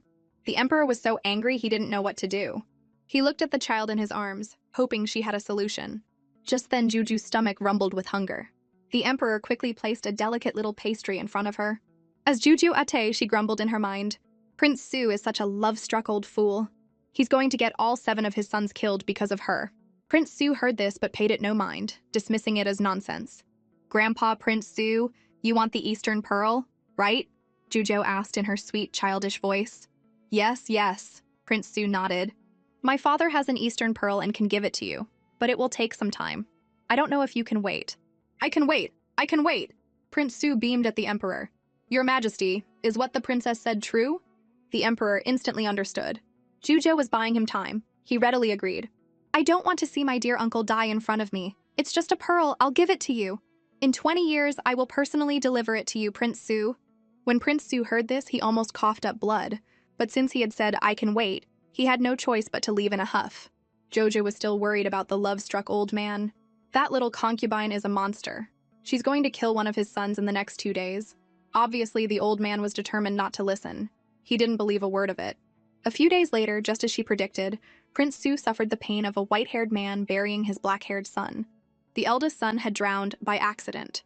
He had discovered proof that the young concubine was poisoning Prince Su and was murdered for it. The concubine, Kaixia, was ambitious and planned to get rid of all of his sons so she could give the 80-year-old prince his one and only heir. The poor Prince Su was still in the dark, lost in grief. The old man, finally snapping out of his daze, suddenly remembered Juju's words. That little concubine is a monster, she'll kill your sons. He felt like he'd been struck by lightning. He shuddered and immediately rushed to the palace to find Juju and get some answers. At that moment, Juju was busy moving her beloved koi fish to a new spot. The old man hid in a corner, hesitant, regretting not listening to her before. The moment Juju turned around, she spotted him acting suspiciously. To her surprise, the old man scurried away and disappeared. The adorable Juju was dumbfounded. Juju doesn't eat people. Why is that old man running? She wondered. He probably feels like he'll lose face asking a 5-year-old for help, so he ran away. However, the old man's hasty retreat deeply hurt Juju's young heart, making her question her very existence. Is it because I look fierce that Grandpa Prince Su ran away in fear? Concubine Li was at a loss for words. Just then, the Tyrant Emperor suddenly appeared, picked up the adorable Juju, and explained, Prince Su had an urgent matter to attend to at home. Jojo stopped worrying and snuggled into her deadbeat dad's arms, enjoying his warm presence. She couldn't help but say, Father, you smell so good. Jojo wants to smell good too. Hearing this, the emperor, without a second thought, ordered that his personal exclusive agarwood incense be sent to Juju. Fuan's eyes widened in shock, but he was also happy for Juju. For a princess to enjoy the treatment of an emperor, this was a first in history. The emperor shot him a cold look. What are you smiling about? Go! This servant will go at once. The emperor wished he could give the entire world to his lovely daughter. Juju didn't want anything else for now, but she was already planning to make her deadbeat dad bleed his treasury dry later. Ha ha ha. Meanwhile, noble consort Jiang and concubine Jin, green with envy over the favor shown to Juju and her mother, began to plot again.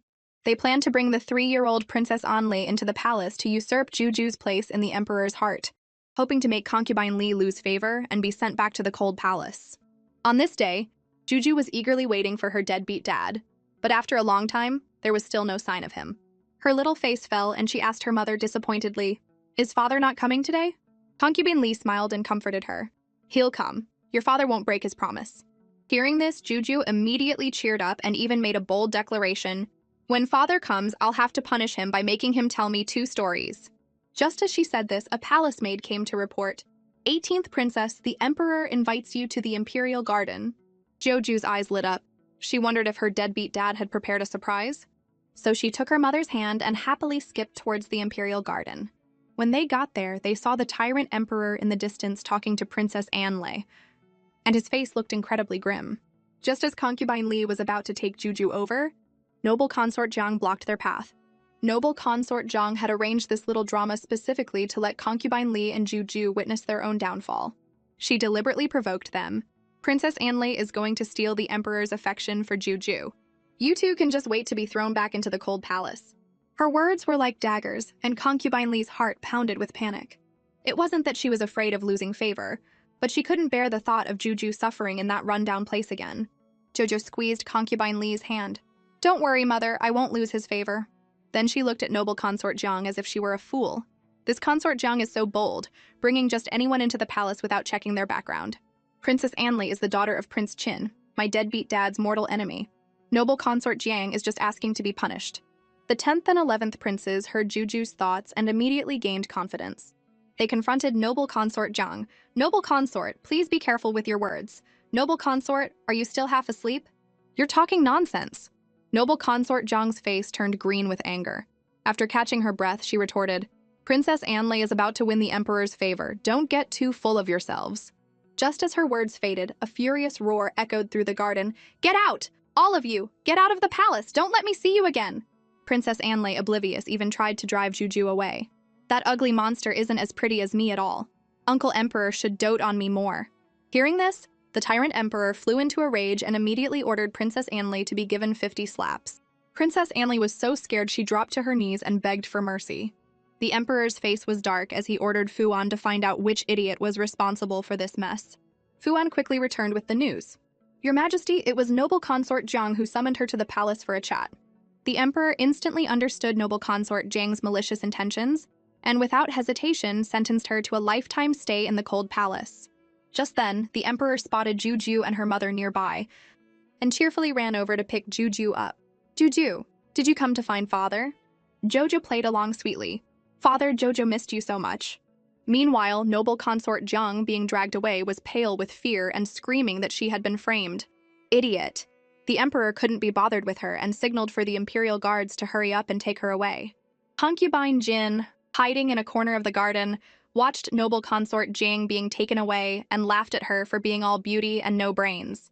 The Emperor calmed himself and looked at Juju in his arms, asking with concern if she was scared. Jojo smiled and said, "With father here, Jojo isn't afraid of anything." But in the next second, the little girl's face fell again. She was worried about her mother. "Unfortunately, my deadbeat dad doesn't know about mom's insecurity." After hearing Juju's thoughts, the Emperor's heart ached. He pulled concubine Li into his arms and gently comforted her. "You must have been scared. Don't worry. I will always protect you." A warmth spread through concubine Li's chest, and she was so moved she couldn't speak. Jojo was overjoyed and couldn't help but shower her dad with compliments in her mind. "Deadbeat dad is amazing. Today, my deadbeat dad's aura is 10 feet tall." The sight of this harmonious and loving family of 3 made a certain green-eyed monster start to stir again. The Tyrant Emperor punished himself by agreeing to tell Juju stories for a month, which made her ecstatic. Yay! Just then, a commotion erupted outside, and cries of "Help!" shattered the cheerful atmosphere. Fu An hurried out to check and saw Prince Su and his 3rd son. Prince Su was being carried into the palace unconscious. Worried about scaring Juju, the Emperor quickly comforted her before going out to see what was happening. It turned out that Prince Su's 2nd son had died unexpectedly half an hour ago. He had fainted on the spot, but before passing out, he had instructed his son to find Princess Juju. Soon after, Prince Su slowly regained consciousness and begged to see the princess. Seeing this, the Emperor guessed that Prince Su must have heard Juju's thoughts and now believed in her ability to see the future, which was why he had rushed here for help. But the Emperor didn't want anyone else to know about Juju's ability. He met with Prince Su alone, made him swear an oath not to reveal Juju's secret, and then helped him get rid of the evil concubine. Prince Su, though reluctant to part with his young concubine, painfully agreed for the sake of his remaining sons. In the end, with the help of the Emperor's imperial guards, the concubine and her accomplices were all eliminated, and peace returned to the prince's estate. And Juju became a living bodhisattva in Prince Su's heart. If his son had a cold, he'd seek out Juju. If his son lost a fight with the neighbor's dog, he'd seek out Juju. If his son got a beating from his wife, he'd still seek out Juju. Joju's ears were about to fall off. She cried and hid in the Emperor's arms. "I'm so miserable! Boo-hoo! Can someone please do something about Prince Su? That old man comes to the palace every other day to ramble about his family drama. I don't want to hear it, I don't want to hear it." After hearing Juju's thoughts, the Emperor, without a second thought, issued an order banning Prince Su from visiting Juju in the palace. Hearing this, Juju was overjoyed. "Juju, for your birthday, father is going to throw you a huge celebration." Joju's eyes immediately lit up. "Does that mean everyone will come to the palace to celebrate with me?" Seeing Juju so happy, the Emperor was also filled with joy. Little did he know the clever little girl was actually thinking about the Crown Prince's marriage. If everyone comes to the palace, Juju thought, then the Crown Prince's true love, Yu Wenying, will show up. I really hope father can betroth Yu Wanying to the crown prince. The emperor heard the name Yu Wanying and felt it was a bit familiar, but he couldn't recall which minister's daughter she was. So he simply put the crown prince in charge of organizing Juju's birthday banquet. Juju was eagerly looking forward to the banquet, her mind full of what kind of gifts everyone would bring. I hope there are lots of snacks from outside the palace. I barely got to eat any special snacks in my past life. Hearing this thought, the emperor's heart ached, feeling as if something had fiercely squeezed it. He wished he could make all the chefs in the imperial kitchen learn to make all of Juju's favorite snacks, like ding ding candy, pear rock sugar cakes, malt candy, and candied hawthorns. Hearing this, Juju's mouth was practically watering. Seeing this, concubine Li smiled and advised the emperor, "Don't spoil Juju too much." The emperor looked at the adorable Juju in his arms and said dotingly, "Juju is my daughter. If I don't spoil her, who will?" Juju's heart warmed, and she couldn't resist giving the emperor a big smooch on the cheek. In the blink of an eye, it was the day of Juju's birthday banquet. Concubine Li woke Juju up early in the morning to wash and dress her. The little girl was still sleepy, but when she saw herself in the mirror, all her drowsiness vanished. She was so stunned she couldn't speak for a moment.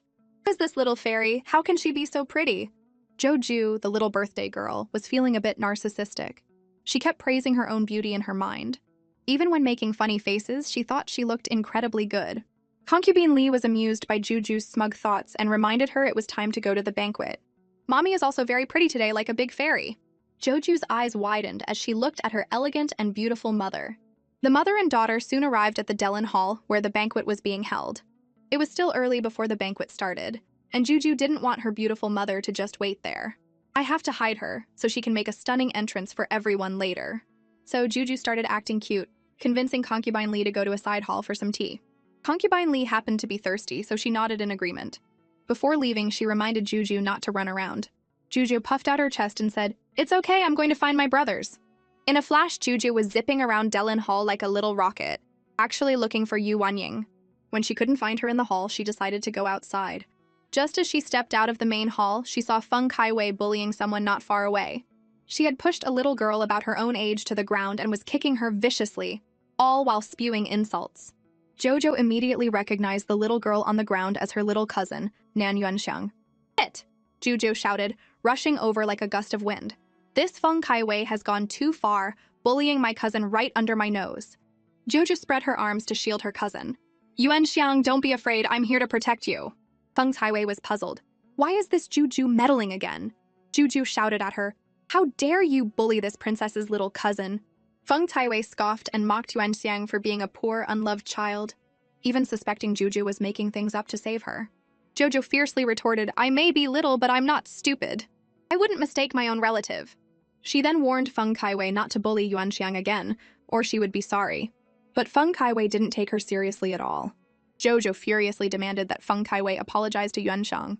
But Feng Kaiwei stubbornly argued, "She started it, why should I apologize?" Yuanxiang quickly explained that she hadn't started anything. Jojo knew Feng Kaiwei was playing the victim first and wasn't going to put up with it. "If you don't apologize, I'll have my father throw you out of the palace." Feng Kaiwei refused, which was a direct challenge to Juju's authority. Jojo shouted, "Guards!" A group of people behind Juju immediately stepped forward, awaiting her orders. Jojo pointed at Feng Kaiwei. "This Feng Kaiwei has viciously beaten this princess's little cousin for no reason. Throw her out of the palace for me." Several imperial guards swarmed over, picked up Feng Kaiwei like a little chick, and carried her towards the palace gates. Yuanxiang smiled and thanked Juju for her help.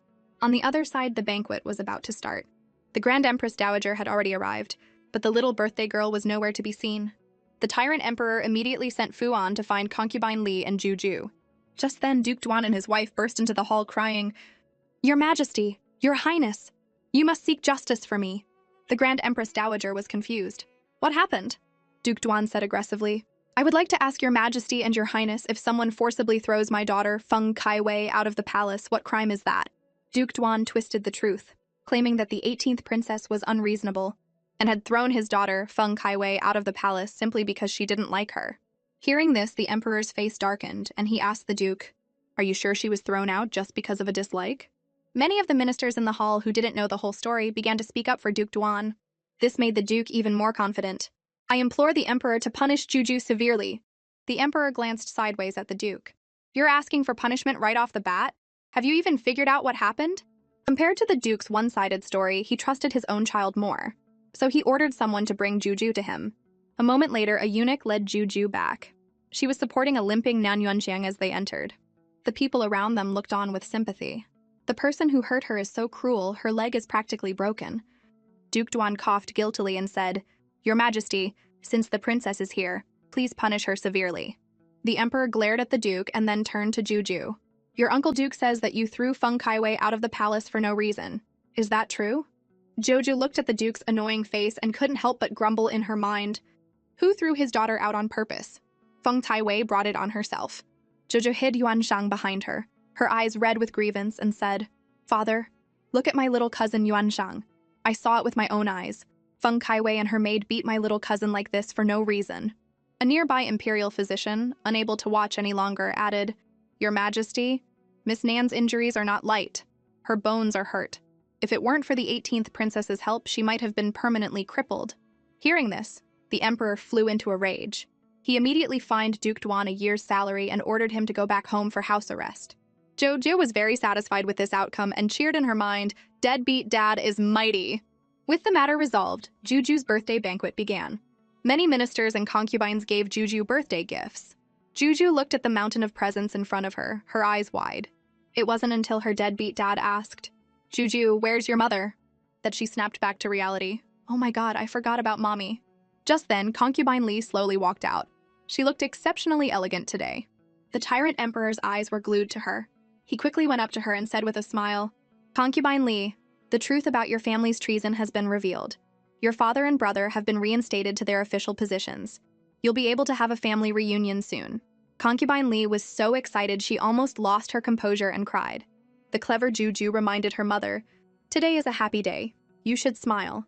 Concubine Li smiled and nodded. "Yes, a happy day." The tyrant emperor looked at the bright smiles on Concubine Li and Juju's faces, and suddenly felt that nothing in the world could compare to their smiles. While the banquet was in full swing, Juju heard a eunuch report to the crown prince. Yu Wanying is climbing a tree in the imperial garden, spying on men outside. Jojo immediately remembered the plot in the book where someone deliberately framed Yu Wanying to make the crown prince misunderstand her. Ju didn't want the crown prince to be fooled by bad people again, so she quickly followed him. "Crown prince, I'll go with you." The crown prince took Juju's hand and walked towards the imperial garden. When they arrived, Yu Wanying was still in the tree.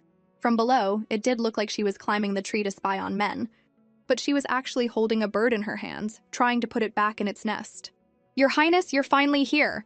Nan Baolin, Nan Yuanxiang's half-sister, came up to the crown prince. "I asked you to come here because Miss Yu is spying on men, which is improper. I ask your Highness to punish her severely." Yu Wanying, who was in the tree, saw the crown prince she had admired since childhood, and her heart panicked. Her foot slipped and she fell right out of the tree. At that critical moment, the crown prince stretched out his arms and caught her securely. Yu Wanying fell right into the crown prince's arms. Jojo watched from the side, her heart screaming, "I'm shipping it, I'm shipping it!" And someone nearby was so jealous their eyes turned red.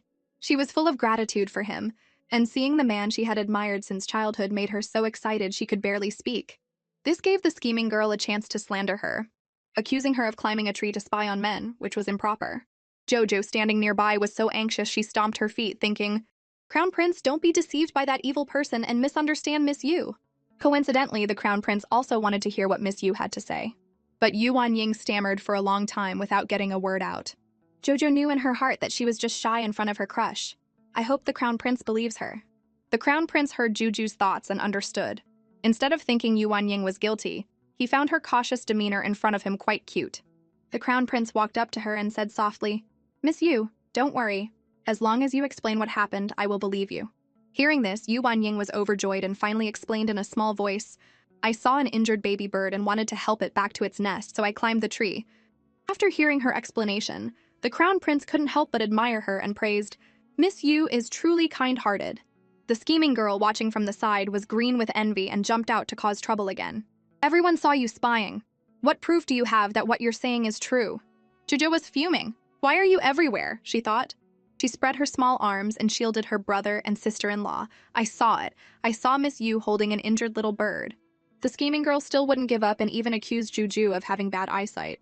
Seeing the scheming girl bullying Juju, the Crown Prince flew into a rage and immediately ordered her to be dragged away and slapped 50 times.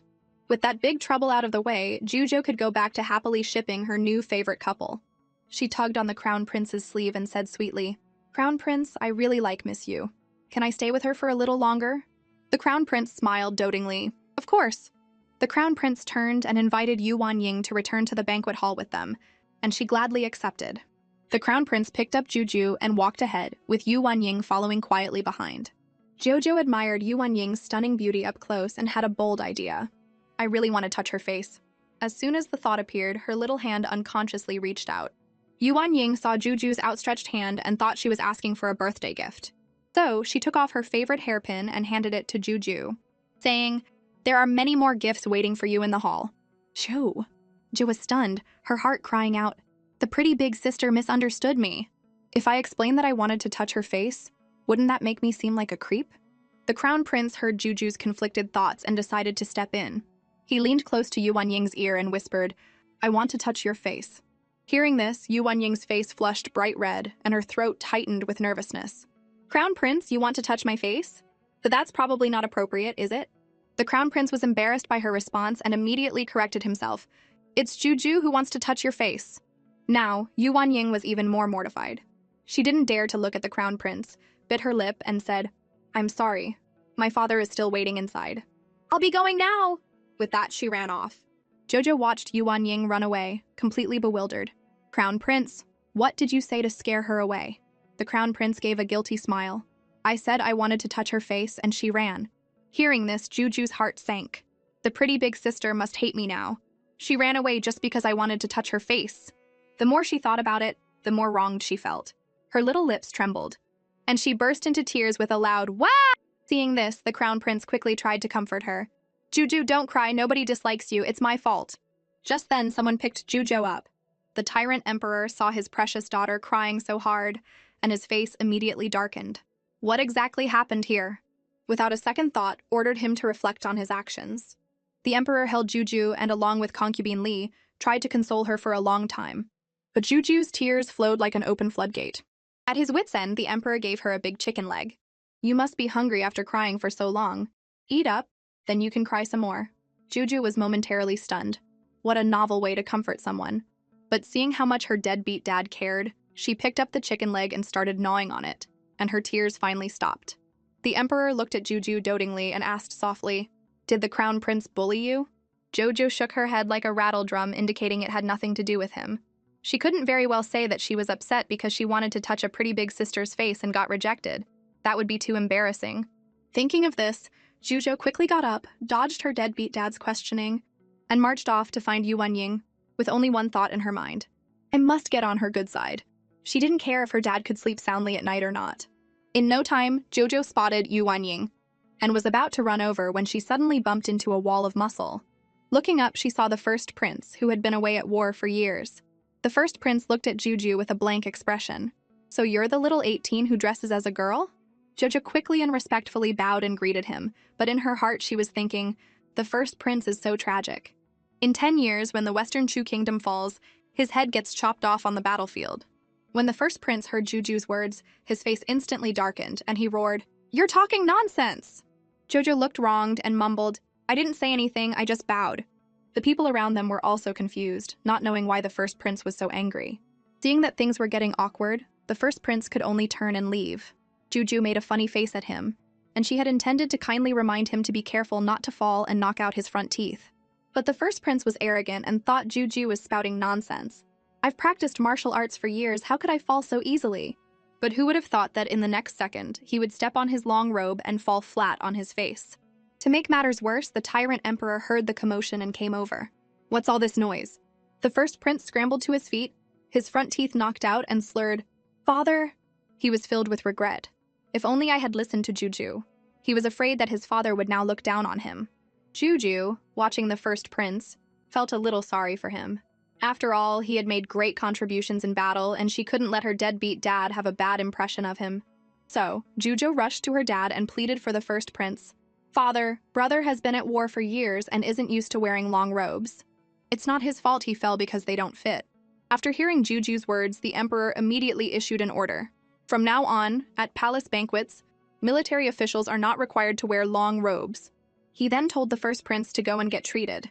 The first prince was pleasantly surprised, not expecting Juju to forgive him and speak up for him. For a moment, he actually found this little brother more likable than a little girl. Although there was a small hiccup, it couldn't stop Juju from finding her pretty big sister. Juju ran up to Yu Wanying and asked eagerly, "Sister Yu, can I sit next to you?" Yu Wanying smiled and nodded. "Of course, princess, feel free." "Your Highness, are you hungry? Would you like some dessert?" Jojo waved her hand, saying she wasn't hungry. For a child, a big chicken leg was more than enough. Yu Wanying then invited Juju to watch the song and dance performance with her, adding, "The Southern Kingdom sent dancers today. Because they can't afford the reparations, they're also sending an 8 or 9-year-old tribute prince." Hearing this, Juju immediately became serious, her mind racing. This tribute prince from the Southern Kingdom, could he be the male lead from the book who eventually unites the world and marries Feng Kaiwei? If he's here, aren't we all doomed? Juju was worried that the tribute prince would destroy the Western Chu Kingdom, just like in the book, and she wanted to meet him first. But Yu Wanying told her that only the Tyrant Emperor knew where the tribute prince was being held. Jojo was as anxious as an ant on a hot pan, but she couldn't bear to ruin the birthday banquet everyone had so carefully prepared for her. So she gritted her teeth and endured until the banquet was over, then rushed to find her deadbeat dad to get some answers. Jojo marched up to the Tyrant Emperor, but before she could even open her mouth, he spoke first. "Go check on your first brother." In reality, his intentions were elsewhere. He just wanted to find an excuse to spend more time with his precious Juju. A short while later, the Emperor, carrying Juju, arrived at the quarters of the first prince's mother, noble consort Xian. "Greetings, your majesty." "Greetings, father."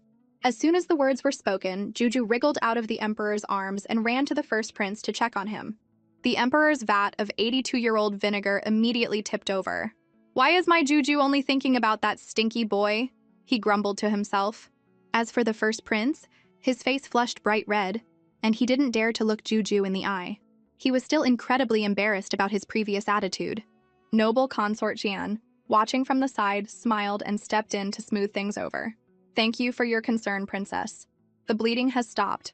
We'll find some suitable materials to fix his teeth later." Hearing this, Juju couldn't help but giggle to herself.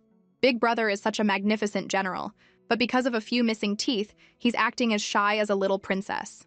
The first prince heard Juju's inner thoughts loud and clear and immediately shouted in frustration, "Care about these stupid teeth!" His outburst scared Juju so much that tears started to well up in her eyes. Is Big Brother opening his mouth so wide to eat Juju? The first prince was completely flustered and didn't know how to explain himself. At this critical moment, the Tyrant Emperor had to step in. He scooped up Juju, protecting the crying child in his arms, then sternly admonished the first prince before turning to leave. The first prince would have to wait until his teeth were fixed to mend his relationship with Juju. On the way back, Juju pestered her deadbeat dad, repeatedly making him promise not to hold a grudge against her big brother. The emperor, annoyed by her persistence, finally gave his word, "I won't." Only then did Juju breathe a sigh of relief. Seeing Juju so concerned about the first prince, the emperor felt as sour as a lemon. Next, Juju asked the emperor seriously about the tribute prince from the Southern Kingdom. The emperor, worried about Juju's safety, advised her to stay away from him. Jojo smiled sweetly and said, "Then Daddy has to tell me where he is, so I know how to avoid him." Jojo knew in her heart that this tribute prince was connected to the fall of the Western Chu Kingdom. Hearing the words, "fall of the kingdom," the emperor's heart skipped a beat. He had wanted Juju to grow up carefree, so he had never dared to ask her about the kingdom's fate. But now it seemed that if this matter wasn't resolved, Juju would be constantly worried. After some thought, the emperor finally told Juju that the tribute prince was being held in the tribute prince's residence. The next day, Juju secretly went to the tribute prince's residence. It was as desolate as the cold palace. No wonder her deadbeat dad had repeatedly warned her not to come alone last night. But Juju was a bit of a rebel. The more he told her not to come, the more she wanted to. As soon as she reached the gate, she was stopped by 2 guards. "The tribute prince's residence is off limits. Princess, please go back." Jojo blinked her big watery eyes at the guards. "It was father who allowed me to come." When the guards heard it was the emperor's order, they didn't dare to stop her. But when they offered to accompany her for protection, Juju firmly refused and marched into the residence alone with a swagger. Thinking, the tribute prince is only 8 or 9 years old. He shouldn't be able to hurt me. Just as she was passing a corner in the front courtyard, she suddenly saw a small, thin figure kneeling in the snow. Joju's heart skipped a beat. Could that be the male lead, Dijang? Jojo quickly ran up to him and told him to get up. Daijang's body leaned back slightly as if in resistance. From the guards, Juju learned that this was her tyrant father's way of establishing his authority and intimidating the Southern Kingdom by punishing Dijiang, making him kneel for a full month. Juju thought to herself, Dijiang is just a poor pawn used by the Southern Kingdom. If he keeps kneeling like this, he'll end up with chronic joint problems. No wonder the original book said that after the fall of the Western Chu Kingdom, Dijiang had the legs of all the royal family members chopped off. The grudge must have started here. To prevent the Western Chu Kingdom from meeting that tragic end, Juju decided to have a good talk with her tyrant father first. Before leaving, she held Dijiang's cold hand and promised that she would convince her father to retract the punishment. Wait for me, I will definitely come back. At that moment, a flicker of warmth seemed to touch Dijiang's frozen heart. But in the next instant, he mocked himself. What am I hoping for? She's just making an excuse to leave. A short while later, Juju ran to the imperial study. Daddy! The tyrant emperor's face lit up when he saw his precious Juju. He smiled so wide his mouth almost reached his ears and scooped her up. Why did you come all of a sudden? Did you miss Daddy? Then he playfully squished and poked Juju's little cheeks. But when he saw her face was dirty, his smile instantly vanished. Did someone bully you? After being subjected to her tyrant father's forced affection, Juju managed to squeeze out 3 words. I'm fine. She looked at the emperor seriously. Daddy, I heard you ordered the tribute prince to kneel for a month. Hearing this, the emperor was furious, thinking the tribute prince had done something to Juju. Juju quickly explained that it wasn't the tribute prince who had bullied her, she just didn't want her dad to punish him by making him kneel anymore. But the emperor insisted that the Southern Kingdom had brought this upon themselves, and if he didn't show them who was boss, they would only look down on the Western Chu Kingdom in the future. Jojo didn't understand all this political maneuvering. She only knew that doing this would make Dijiang hate them, and the Western Chu Kingdom would surely face his retaliation 1,000 times over in the future. After all, Dijiang was the chosen one, the main character. When he eventually united the world, the Western Chu Kingdom would be finished. The emperor had no idea that this tribute prince was such a crucial figure. He thought about it and agreed that just making him kneel wasn't very effective. Juju thought her dad was going to let Dijiang off the hook, but then the emperor said, "We should just kill him." Juju was so scared her diapers nearly got wet. She quickly advised her tyrant father to think twice. If word got out, the Western Chu Kingdom would be in the wrong. Besides, Dijiang had the main character's plot armor. He wouldn't be so easy to kill. This would only create more hatred. The emperor heard Juju's thoughts and couldn't help but think of himself. He too was once the chosen one, with many people plotting against him. But in the end, he not only survived to become emperor, but also dealt with all of them. This was fate. The emperor was silent for a long time. Juju added, "Let's be merciful today for a better future. It's not good to have someone in the palace who hates us. I really don't want anyone to be in danger." After hearing Juju's reasoning, the emperor finally relented and let Dijiang go. Juju was so happy she jumped for joy, exclaiming, "Thank you, Daddy." At that moment, Dijiang, who was still kneeling, kept replaying Juju's adorable face and determined words in his mind, his heart a mix of emotions. Suddenly, the sound of "Welcome, Princess" reached him. Dijiang was stunned. He couldn't believe that Juju had actually come back. Jojo ran towards Dijiang, overjoyed, and couldn't wait to tell him. "Little brother, Father has already canceled your punishment. You can get up now." Looking at the sweet, chubby little princess, Dijiang felt the dark emotions that had been brewing inside him slowly dissipate.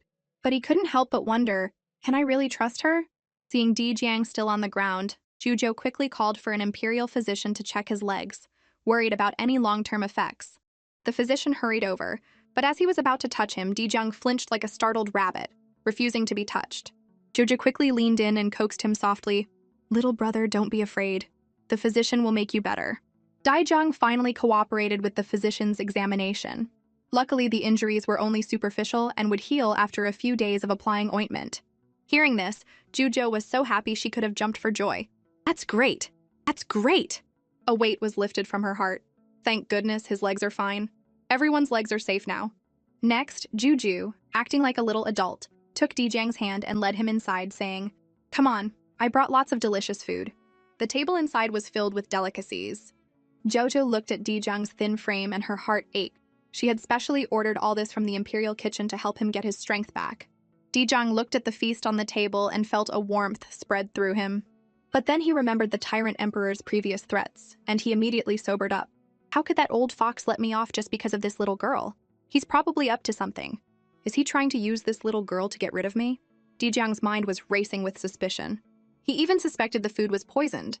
and was about to discreetly use his silver thumb ring to test it when Juju wasn't looking. Juju noticed Dijang's strange expression and her mind started whirring. A moment later, she remembered the imperial edict she had gotten from her father, and quickly had a eunuch read it aloud.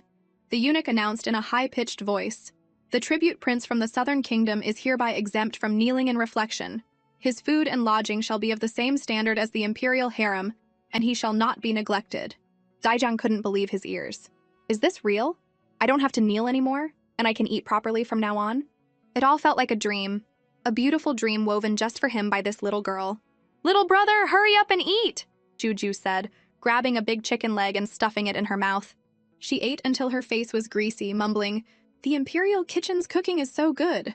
Seeing Juju's greedy eating, Dijang couldn't help but chuckle. Juju blushed, so embarrassed she could have dug 10 autumn water residences with her toes. You eat too. I've already tasted it for you, it's delicious." Dijang smiled and nodded. "All right, let's eat together." With that, Dijang completely let down his guard around Juju, knowing that she genuinely cared for him. After a while, the gluttonous Juju wanted to eat some shrimp, but her little hands were clumsy, and she couldn't peel them properly. Dijang saw this and immediately peeled a large shrimp for her. "Here, eat this." Juju took the shrimp, her face blooming into a smile. "Thank you, little brother. You eat too." They ate together, feeding each other, and their bond grew closer. As night fell, Dijang had survived his first perilous day in this strange palace. His attendant reminded him, "Your Highness, we must still be wary of that old fox, the Emperor of Western Chu. He hates our southern kingdom and wouldn't let us off so easily just because of a little princess's words.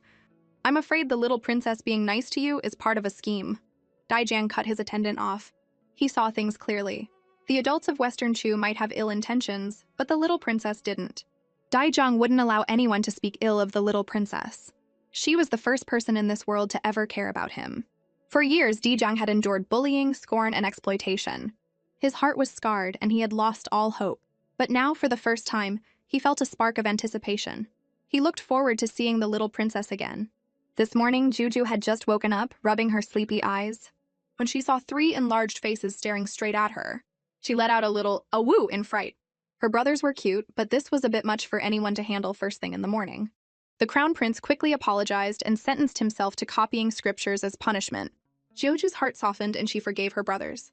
The crown prince paused and then asked, "Juju, do you want to go out of the palace for a walk?" Yes, Juju was overjoyed. She had been wanting to see the world outside for a long time.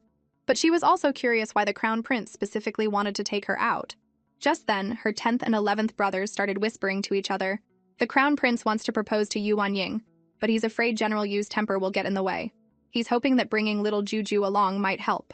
Hearing this, Juju looked at the crown prince with a wounded expression. "Crown prince, you're using me." The crown prince looked a bit embarrassed and coughed twice. "That's only one of the reasons." "Juju, don't you really like Miss Yu? Maybe this time you'll get to touch her face." That hit Juju right where it mattered. "Really? Really? What if I can't?"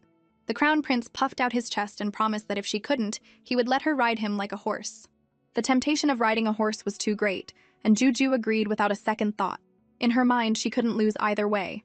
Before they left, the crown prince promised again that he would definitely let her touch Miss Yu's face. Little did he know, he would soon be eating his words.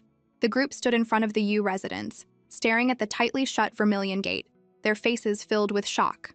The crown prince was so embarrassed he could have dug 10 eastern palaces with his toes. Juju thought to herself, "Looks like I'll have to find a way to win over this General Yu." She suddenly remembered reading in the book that after retiring from the battlefield, General Yu really missed the taro he used to eat with his brothers. But now taro was rare in the capital. If the crown prince could get some taro, maybe General Yu would open the door. Juju's eyes darted around, and she quickly said to the crown prince, "Crown prince, let's go to the West Market to buy some gifts. Maybe that will work." The crown prince heard Juju's words and smiled knowingly. Juju is so smart. "I heard General Yu loves taro. Let's go look for some there." However, the road to the West Market was not as easy as they had imagined. Little Juju was exhausted. Fortunately, their efforts paid off, and they finally bought a sack of taro from a vendor. The group then returned to the general's residence. The attendant knocked on the door again. "His Highness has brought General Yu his favorite taro. Please let us in." Hearing the word taro, the servant immediately and politely invited them into the front hall to wait while he went to inform his master. A short while later, the servant announced in a loud voice, "General Yu has arrived." General Yu strode in. Although he had retired, the rugged aura honed on the battlefield was still palpable, commanding respect. Suddenly his gaze locked onto Juju, making her shudder. Why is this old man looking at me like that? She wondered. Then, General Yu's face broke into a smile like an old chrysanthemum. The princess is here too? Why didn't you inform me earlier? Then he saw the tarot he had been craving for so long, and his eyes lit up. Juju, seeing her chance, pleaded in her sweet voice for him to grant the crown prince's request. Hearing this, the smile on General Yu's face vanished instantly. If you are here to propose marriage, then you should give up that idea right now. Joju's heart sank. Is my favorite couple going to break up just like that? Joju was utterly confused. My crown prince brother is so outstanding, what's not to like? General Yu, however, looked calm and spoke slowly. His Highness the Crown Prince is undoubtedly a man of great talent. But I have already chosen a son-in-law, Liu Pei, the son of the Minister of Works. He is a gentleman worthy of my daughter's hand. I hope your Highness will find another match. The Crown Prince's pupils contracted in shock. He was about to protest when he heard Juju grumbling in her mind. What kind of gentleman is Liu Pei? He's just a lecherous brute who bullies men and women alike. If the Crown Prince can let Grandpa Yu see his ugly true colors, he'll definitely cut off this toxic engagement. Jojo was struggling with how to tell the Crown Prince, as the content was a bit much for a 5-year-old. Sensing her difficulty, the Crown Prince broke the silence. These topics are too boring. How about I take you out to buy some toys? Jojo immediately nodded eagerly. Yes, I heard the bamboo dragonflies at the night market are really fun. General Yu, seeing it was getting late, was very worried about Juju's safety. Jo blinked her big innocent eyes at the general and said sweetly, Grandpa Yu is so strong. You can definitely protect me. Please come with us. The usually decisive general was completely won over by Juju's cuteness and finally nodded in agreement. A short while later, General Yu, carrying Juju and the Crown Prince, arrived at the night market. Jojo's eyes turned into stars when she saw the bamboo dragonflies. She was so endearing that General Yu couldn't help but want to spoil her. If Juju likes it, Grandpa Yu will buy it for you. Although Juju loved the exquisite bamboo dragonflies, she wasn't greedy and only wanted one, as they were there for another purpose. Suddenly, a commotion broke out not far away, mixed with a woman's pitiful cries. Well, Liu Pei has served himself up on a silver platter. Ju reminded her grandpa in a sweet voice. Isn't that Liu Pei the worthy son-in-law you mentioned? General Yu, carrying Juju, walked towards the source of the noise and saw Liu Pei seizing a delicate woman, shouting arrogantly, Come with me and I'll make sure you live a life of luxury. The woman was in tears, crying, A few days ago, sir, you took my sister away just like this, and in less than 2 days she was tortured to death by you. The woman struggled desperately, but Liu Pei only became more vicious. Either come with me willingly or I'll disfigure you right now. The woman trembled with fear, crying and looking around for help. Coincidentally, one of Liu Pei's lackeys spotted General Yu in the crowd and quickly warned his master, Sir, your father-in-law is over there. But Liu Pei was unconcerned and sneered, That old fool is so stuffy, he never goes out at night. General Yu couldn't watch any longer and roared, Liu Pei! Liu Pei shuddered and turned around. Before he could even speak, several punches landed squarely on his face. Then General Yu grabbed Liu Pei by the collar and glared at him. Tomorrow, I will have you investigated by the authorities. As for the marriage, consider it off. Jojo witnessed this fierce side of General Yu and couldn't help but worry about the Crown Prince's future. However, after this incident, General Yu finally saw Liu Pei's true colors, and his attitude towards the Crown Prince softened. He even, for the first time, invited the Crown Prince to stay for dinner. A moment later, Yu Wanying and her maids came out with steaming hot dishes. Jojo clapped her hands happily and eagerly invited Yu Wanying to sit next to her. Yu Wanying shyly glanced at the Crown Prince and happened to meet his gentle gaze. In an instant, both of their faces turned as red as apples. General Yu saw all of this, and seeing that they seemed to have feelings for each other, his resolve began to waver. Juju, seeing her chance, decided to add a little more fuel to the fire. She blinked and asked innocently, Grandpa Yu, can the Crown Prince and Sister Yu be together now? Her words were met with a deafening silence. General Yu coughed twice to break the awkwardness. This matter should not be delayed. Your Highness, I will give you an answer now. The Crown Prince's heart was pounding so hard it felt like it would jump out of his chest. He looked at General Yu with bated breath, waiting for the answer that would decide his happiness. Finally, General Yu solemnly agreed to the Crown Prince's proposal. The Crown Prince was so excited his face turned red. He shyly glanced at Yu Wanying, and their eyes met. In that moment, both of their ears turned beet red. The Crown Prince, flustered, blurted out, Then, your son-in-law will come with the betrothal gifts tomorrow. Joju's ship had finally sailed. She bounced around like a happy little rabbit and ran to Yu Wanying's side. "Sister Yu, we're going to be family now." Then, without waiting, she reached out her little hand and gently touched Yu Wanying's face, which she had been dreaming of. "I touched it! I touched it!" Jojo was so happy her eyes squinted into a line. But in the next second, she deflated like a popped balloon, grumbling to herself, "Too bad the Crown Prince won't have to give me a piggyback ride now." The Crown Prince heard Juju's thoughts and couldn't help but smile. He secretly made a mental note of her little wish. As it was getting late, the Crown Prince took Juju back to his residence outside the palace. He was still basking in the joy of his successful proposal. Jojo had been the hero of the day. "Juju, I have to thank you." Hearing this, Juju immediately closed her eyes and pretended to be asleep. But in her heart, she was thinking, "No piggyback ride, no talking to you." Seeing this, the Crown Prince gently poked Juju's cute little cheek and said with a smile, "Juju, how about I give you a piggyback ride?" Joju's sleepiness vanished in an instant. She shot up from the bed like a spring, and in the blink of an eye was on the Crown Prince's back enjoying her ride. While the two were having fun, the attendant rushed in to report, "The second prince has come late at night to congratulate your highness and says he has something important to tell you." The Crown Prince had been close to the second prince since they were children, so he immediately told the attendant to let him in. But Juju's face changed drastically, and she shouted in her mind, "The second prince is not a good person. He's hiding the fact that he's a fake prince and deliberately getting close to the Crown Prince to usurp his position." The Crown Prince, who had been overjoyed, felt like he had been struck by lightning when he heard Juju's thoughts. He recalled the second prince's many strange behaviors.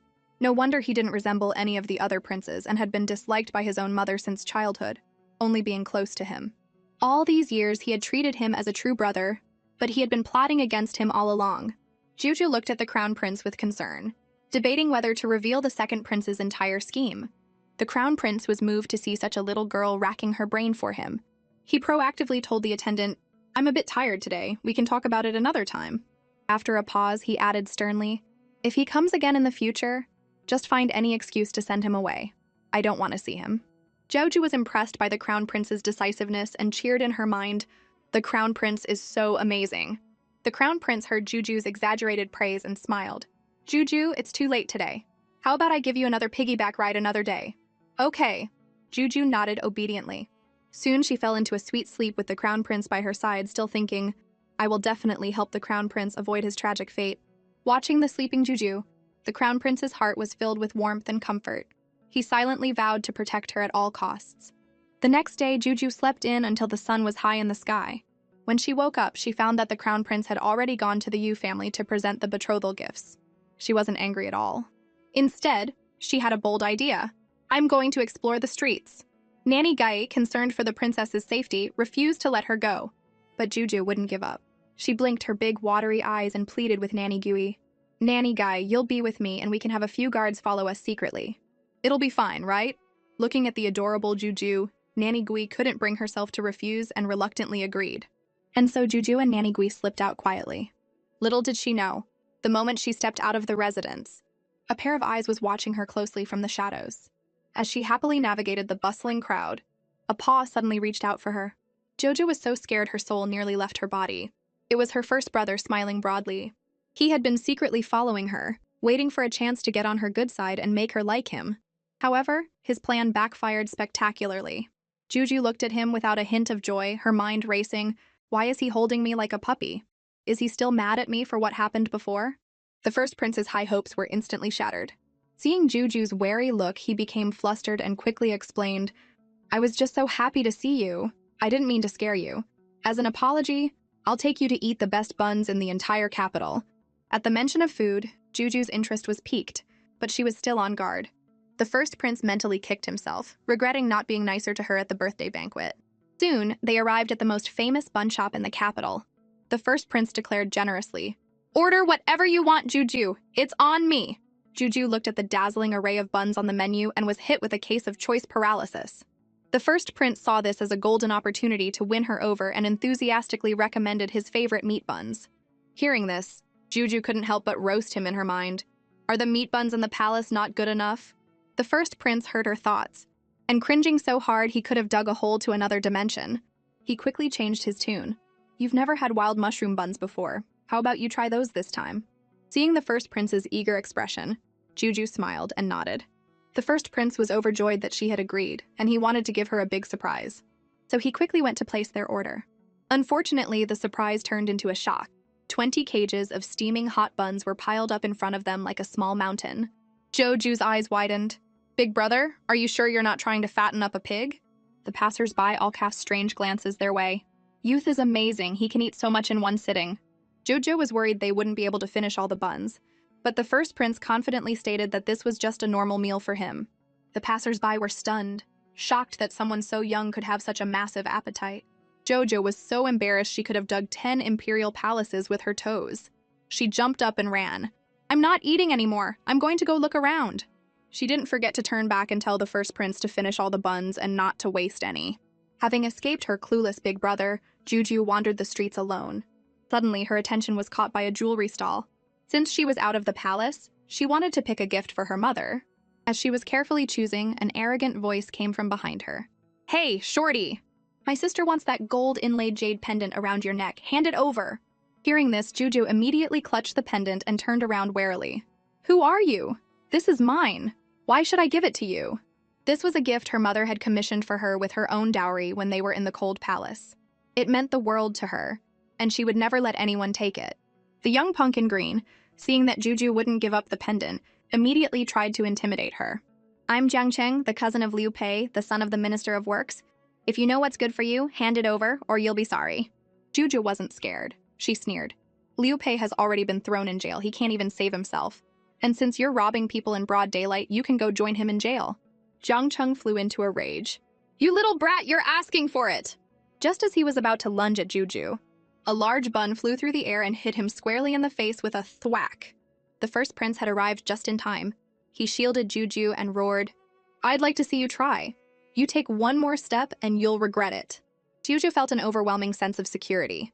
Big brother is a general. With him here, I'll be fine. The first prince heard Juju's thoughts, and his cheeks flushed bright red with pleasure. Jiang Cheng, seeing his prize about to slip away, roared in frustration. "Who are you? Your front teeth aren't even real, and you dare to meddle in my business." Hearing this, the first prince's face darkened. "I am the first prince of the dynasty. Watch your mouth." Jiang Cheng scoffed and laughed out loud. The first prince would eat at a street stall? "Don't tell me you're going to try and convince me that the shorty behind you is the 18th princess."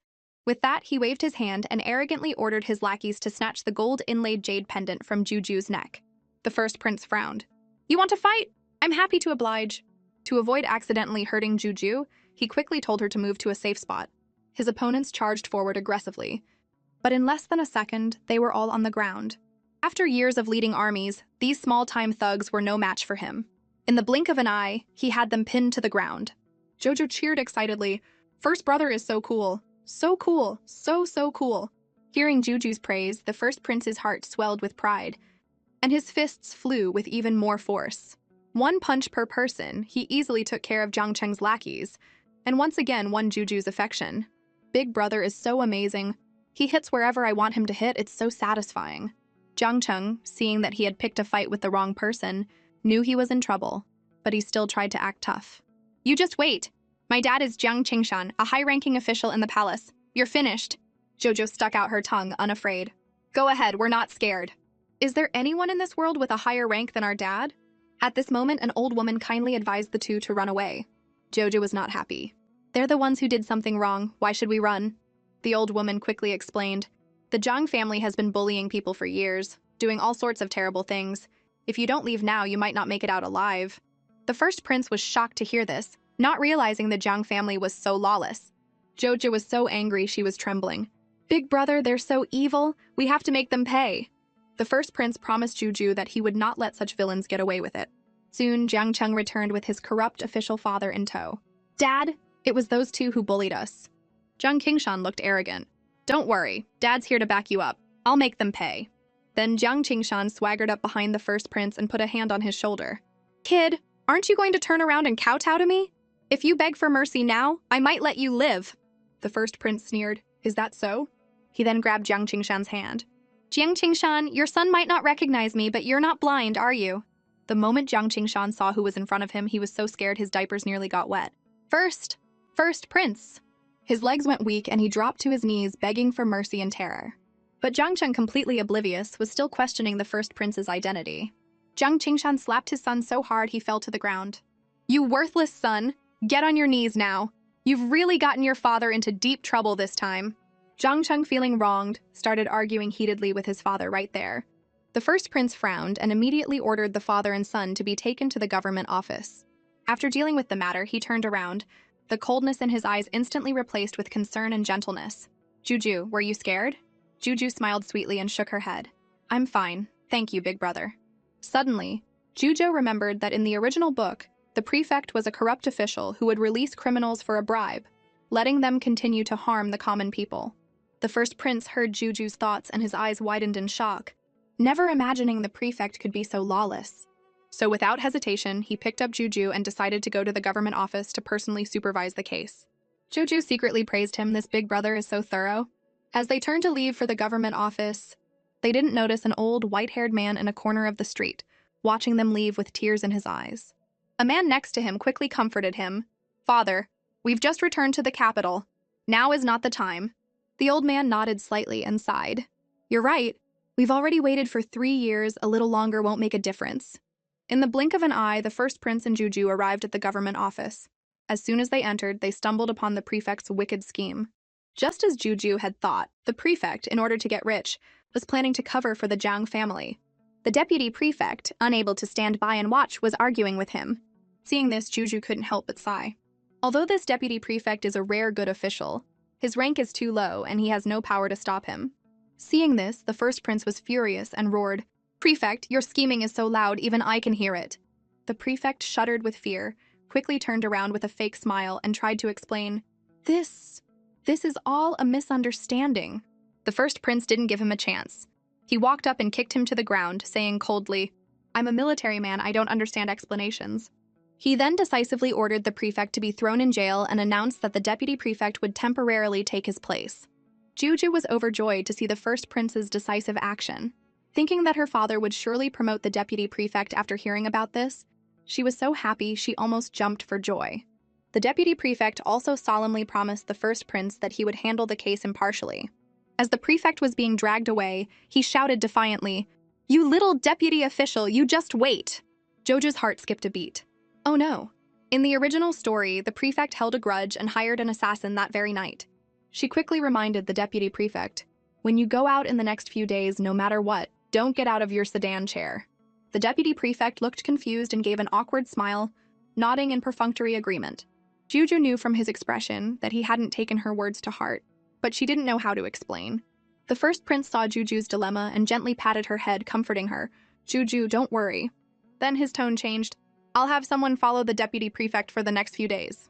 If he dares to get out of his sedan chair, they'll break his legs. Everyone was stunned by his words. That evening, on his way home from work, the deputy prefect suddenly heard an unusually piercing baby's cry from outside. His heart tightened, and he immediately ordered his servant to stop the sedan chair. The servant advised him not to get out, but he insisted that as an official, he couldn't ignore the suffering of the people. Disregarding the servant's advice, he got out of the chair. Little did he know danger was quietly approaching. Sure enough, as soon as he got out, someone struck him hard from behind. The deputy prefect fainted on the spot, and his servant broke out in a cold sweat. But they never expected that the attacker was actually one of the first prince's men. After a few words of instruction, the first prince's man disappeared into a small alley. The next day, the first prince couldn't wait to tell Juju what had happened.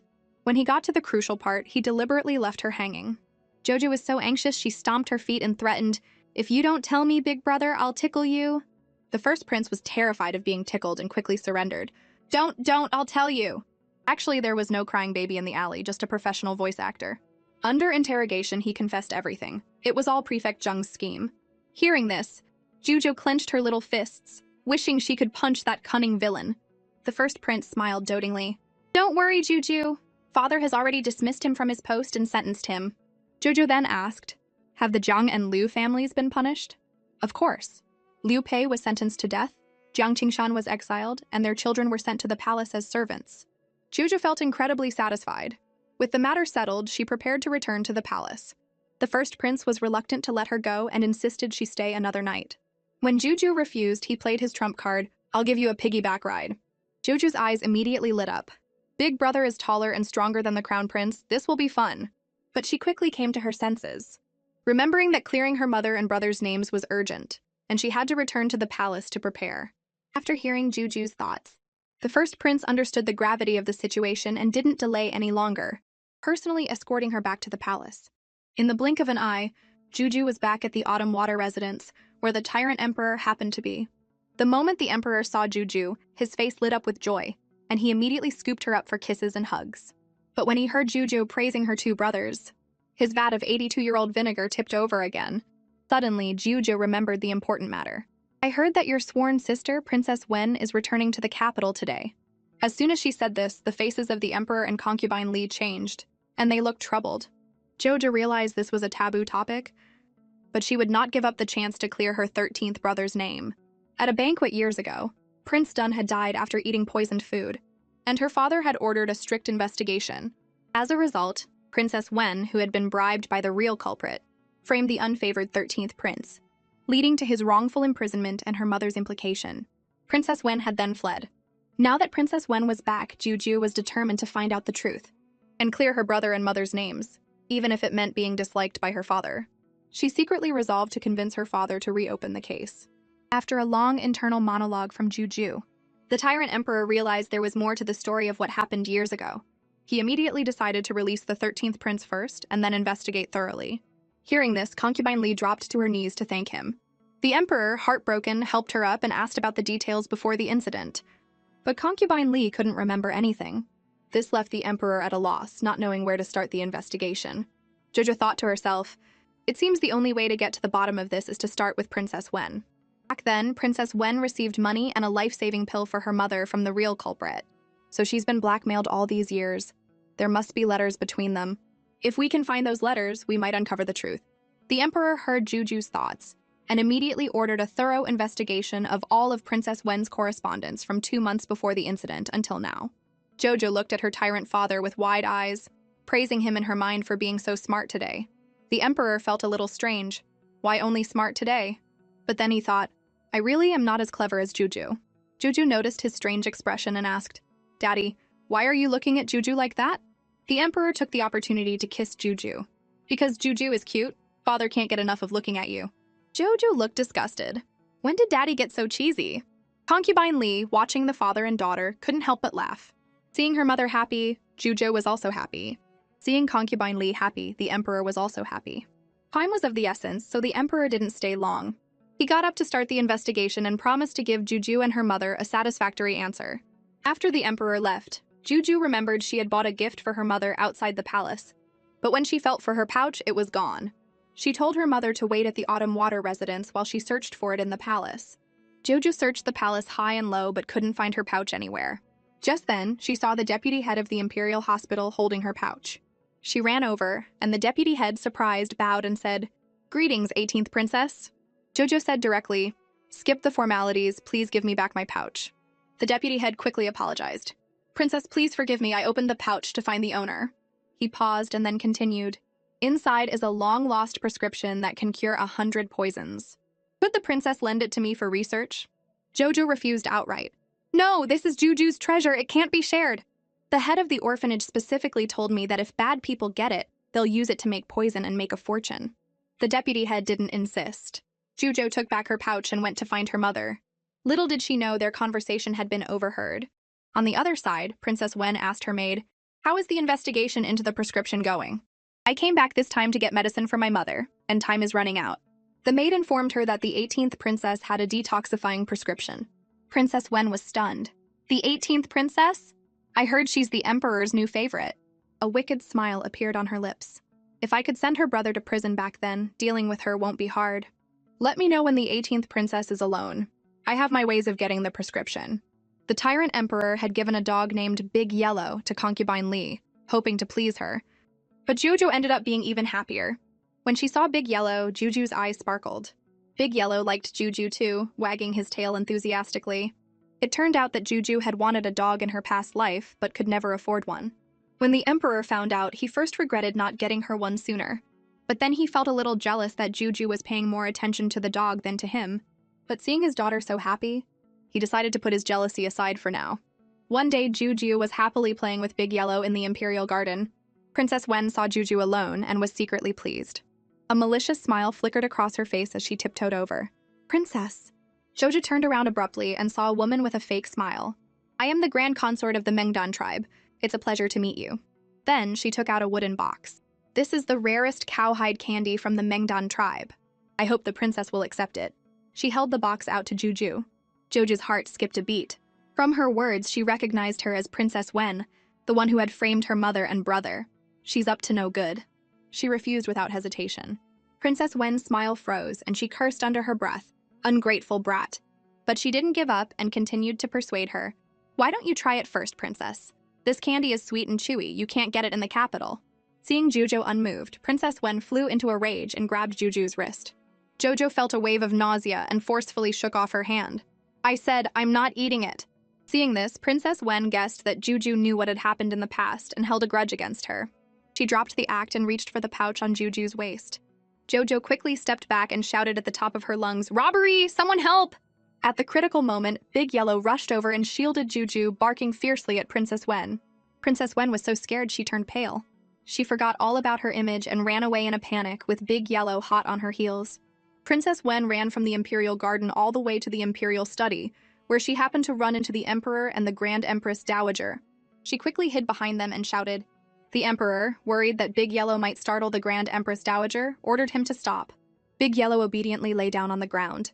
Princess Wen immediately dropped to her knees and tearfully thanked the Emperor. The Emperor asked coldly, Big Yellow never bites people randomly. What did you do to him? Princess Wen caught her breath and with a look of hatred, twisted the truth. It was the 18th princess. I kindly offered her a snack, but she didn't like it and deliberately ordered this dog to bite me. The Emperor didn't believe a word she said. After all, she had framed the 13th prince with just her words back then, and now she was trying to frame Juju. In that case, it was time to settle both the new and old scores at once. His sharp gaze bore into Princess Wen as he asked coldly, What proof do you have? Princess Wen looked disheveled but still insisted, His Majesty and the Grand Empress Dowager saw it with their own eyes. Who else could it be? The Emperor held Juju protectively in his arms and asked gently, Why did Big Yellow chase after Princess Wen? Before Juju could speak, Princess Wen cut her off sharply. Isn't it because she's a princess and can do whatever she wants? The Emperor's eyes turned cold and he roared, Silence! I didn't ask you! Joju's little face turned red with grievance, and she explained with a tearful voice, She tried to steal my pouch, so Big Yellow protected me and bit her. Hearing this, Princess Wen jumped to her feet. I am a princess of a nation, the grand consort of Mengdan. Why would I want a little girl's pouch? Are you lying? Jojo was at a loss for words. She thought to herself, the book says that Princess Wen's mother is seriously ill, and my pouch happens to contain the life-saving prescription. The news must have spread after the deputy head of the Imperial Hospital found it. But this is all from the book, and without solid proof. If I say it out loud, people will think I'm a monster, right? The Emperor heard Juju's thoughts and suddenly slammed his hand on the table. You wouldn't want it? Juju's pouch contains the prescription that can save your mother. Isn't that why you came back? Princess Wen was struck by lightning, her face instantly turning pale. She couldn't believe that her carefully planned scheme had been seen through so easily. Jo looked at her tyrant father with adoration. Daddy is so amazing, he even figured out Princess Wen's motive. But then she wondered, how did Daddy know about the prescription? Could he have heard my thoughts? The Emperor coughed twice. The deputy head of the Imperial Hospital already told me. Did you really think you could get away with it? Only then did Juju understand, and she couldn't help but complain in her mind, the deputy head is such a big mouth. At that moment, the deputy head, who was mixing medicine, suddenly sneezed twice and muttered, Who's thinking of me? Princess Wen was still stubbornly resisting. They're framing me. This is a huge setup. Jojo rolled her eyes in frustration. Fortunately, the Emperor was prepared. He looked at her coldly and said sternly, Fuan, present the evidence. These are the letters between you and the real culprit after you were married off. The Emperor threw the letters at Princess Wen's face. They clearly record the evidence of you framing the 13th prince. When Princess Wen saw the letters, her face changed drastically, and she frantically tried to deny it. They're fake. The Emperor sneered, Fake? The ones you burned are the fake ones. With ironclad evidence, Princess Wen could no longer deny it. The Emperor immediately ordered her title of princess to be revoked, and for her to be sent back to Mingdan, never to return without a summons. With the villain brought to justice, Juju breathed a sigh of relief. The Emperor announced that the 13th prince was innocent, and awarded him 10,000 taels of gold and jade. Concubine Li was overjoyed and knelt to thank him. The Emperor quickly helped her up, saying guiltily, It was my negligence that made you suffer. Jojo was ecstatic. Now I can finally meet my 13th brother. She was filled with anticipation for their reunion. Concubine Li and Juju entered the sunless dungeon, and a terrifying, bone-chilling aura immediately hit them. Juju regretted not begging her tyrant father to release her brother before investigating the case. Her brother had been locked in this godforsaken place for 5 whole years, and Juju couldn't help but worry about his mental state. Concubine Li just prayed her son was safe. In the depths of the dungeon, a figure as thin as a skeleton was curled up in a corner. This was the 13th prince. His mind was still on his mother, wondering how she was doing. Suddenly, the cell door clanged open.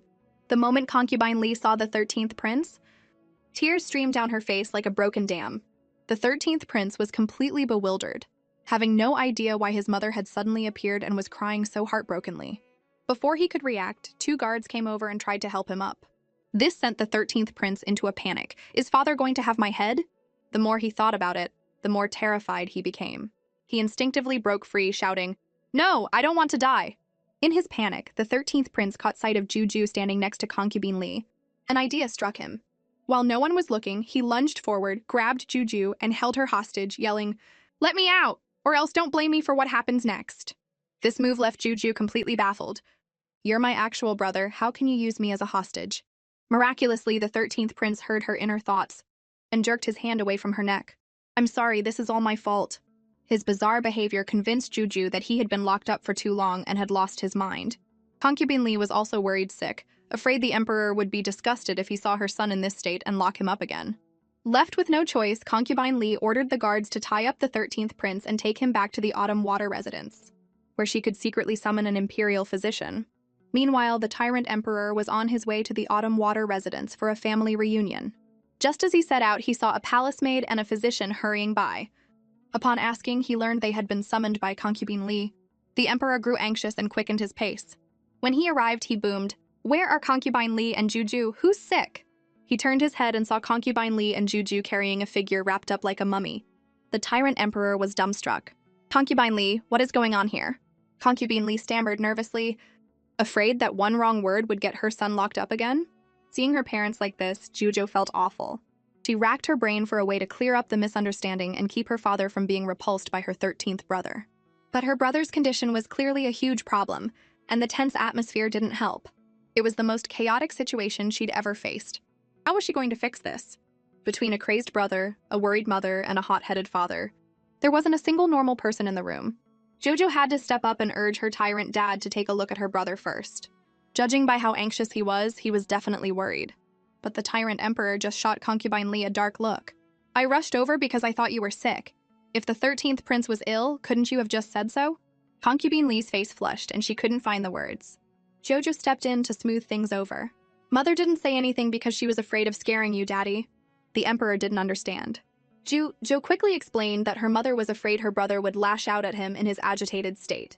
Inwardly, she was grumbling, "If Daddy gets mad, he'll just throw brother back in jail. Daddy is so mean, storming in here and questioning Mommy."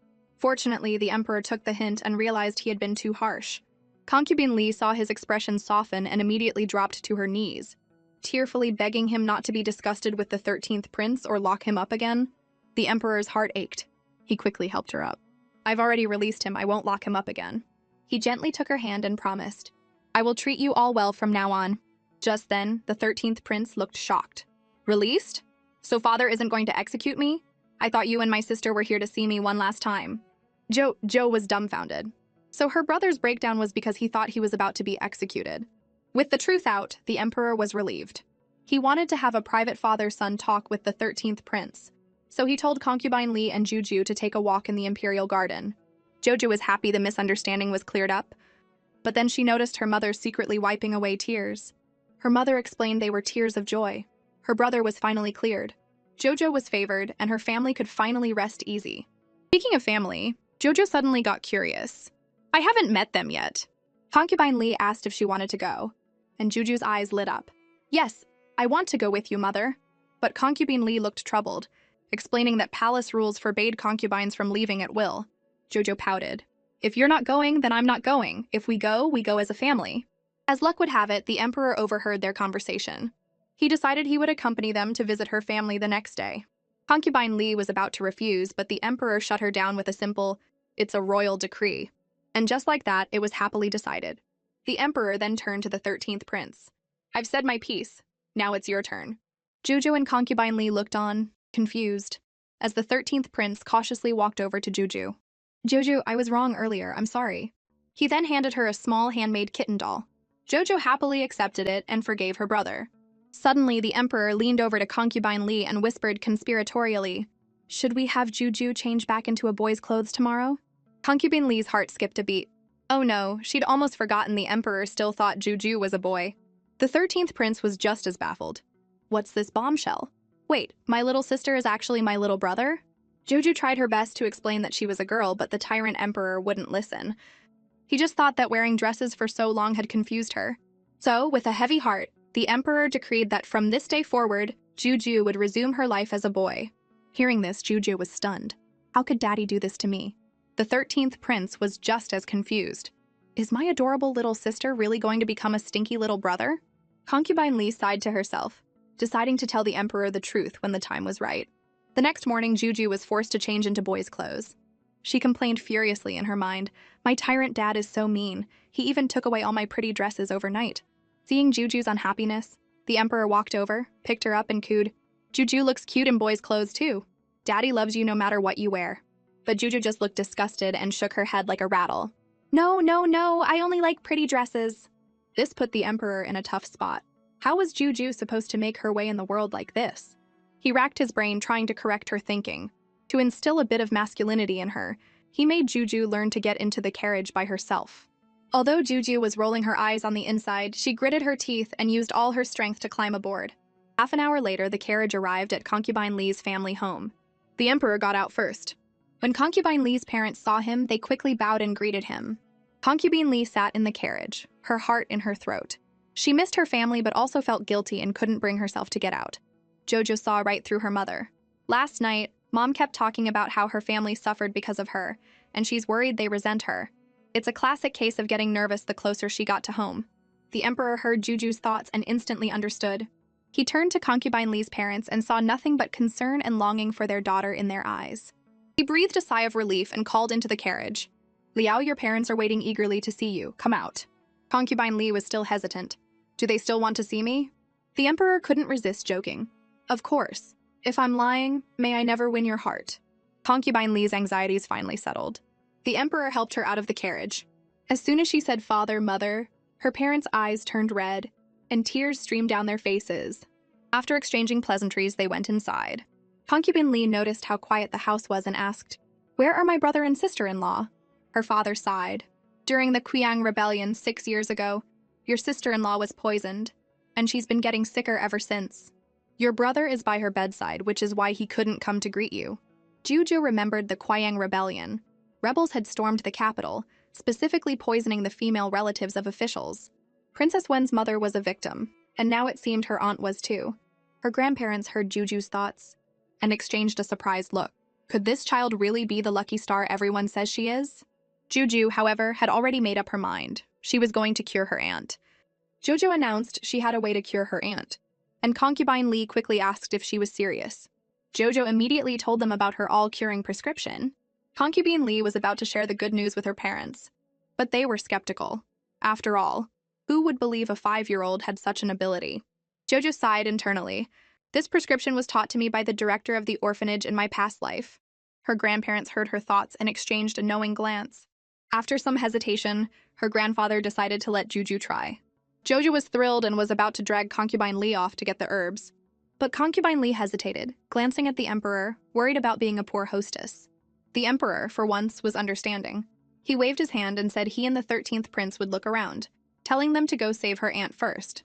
A short while later, Juju and concubine Li hurried back with a bowl of medicinal soup. Her uncle Li Guangsheng rushed forward. "Sister, I heard you have medicine that can cure wear, is it true?" Concubine Li nodded firmly. "Absolutely. This medicine can cure any poison. Sister-in-law will definitely get better after taking it."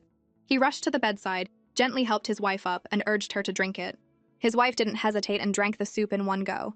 In an instant, her deathly pale face gained a rosy hue. She exclaimed in surprise, "This medicine is amazing. I feel so much better already." Li Guangsheng's eyes reddened as he looked at concubine Li gratefully. "Sister, thank you. I don't know what I would have done without you." Concubine Li smiled and shook her head. "We're family. Besides, you should thank Juju. She's the one who found the prescription." Jojo waved her hands and grinned. No need to thank me. I'm happy when Auntie is better and everyone is happy. Li Guangsheng immediately promised to repay this life-saving debt. Realizing his wife needed to rest, concubine Li and Juju took their leave. Jojo winked playfully at her uncle as she left. Seeing the matter resolved, her grandparents were relieved. Her grandmother held concubine Li's hand, tears of joy streaming down her face. Concubine Li comforted her. Don't cry on such a happy day. It's all thanks to our little lucky star Juju. Speaking of Juju, her grandfather remembered she was a princess. Why was she dressed like a boy? Concubine Li sighed and revealed the truth. Juju is a girl. His Majesty always wanted a daughter. But I was in the cold palace back then, and I was afraid she'd be harmed, so I hid her gender. Now that our family's influence is growing, I was planning to find the right time to make it public. Her grandfather nodded in agreement. You did the right thing.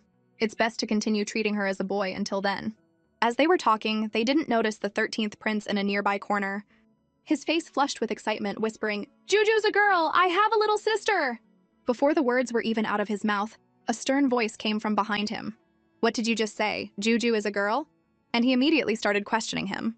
But the 13th prince, terrified of his whole family being accused of deceiving the emperor, quickly came up with an excuse. I just really want a little sister, so I was just fantasizing. The emperor was skeptical. Is that so? Can fantasizing make you this happy? It's true, truer than a pearl, the 13th prince said, then made a quick getaway. The emperor was left standing there, completely bewildered. He secretly watched Juju and her mother from a corner, determined to find a chance to verify the truth.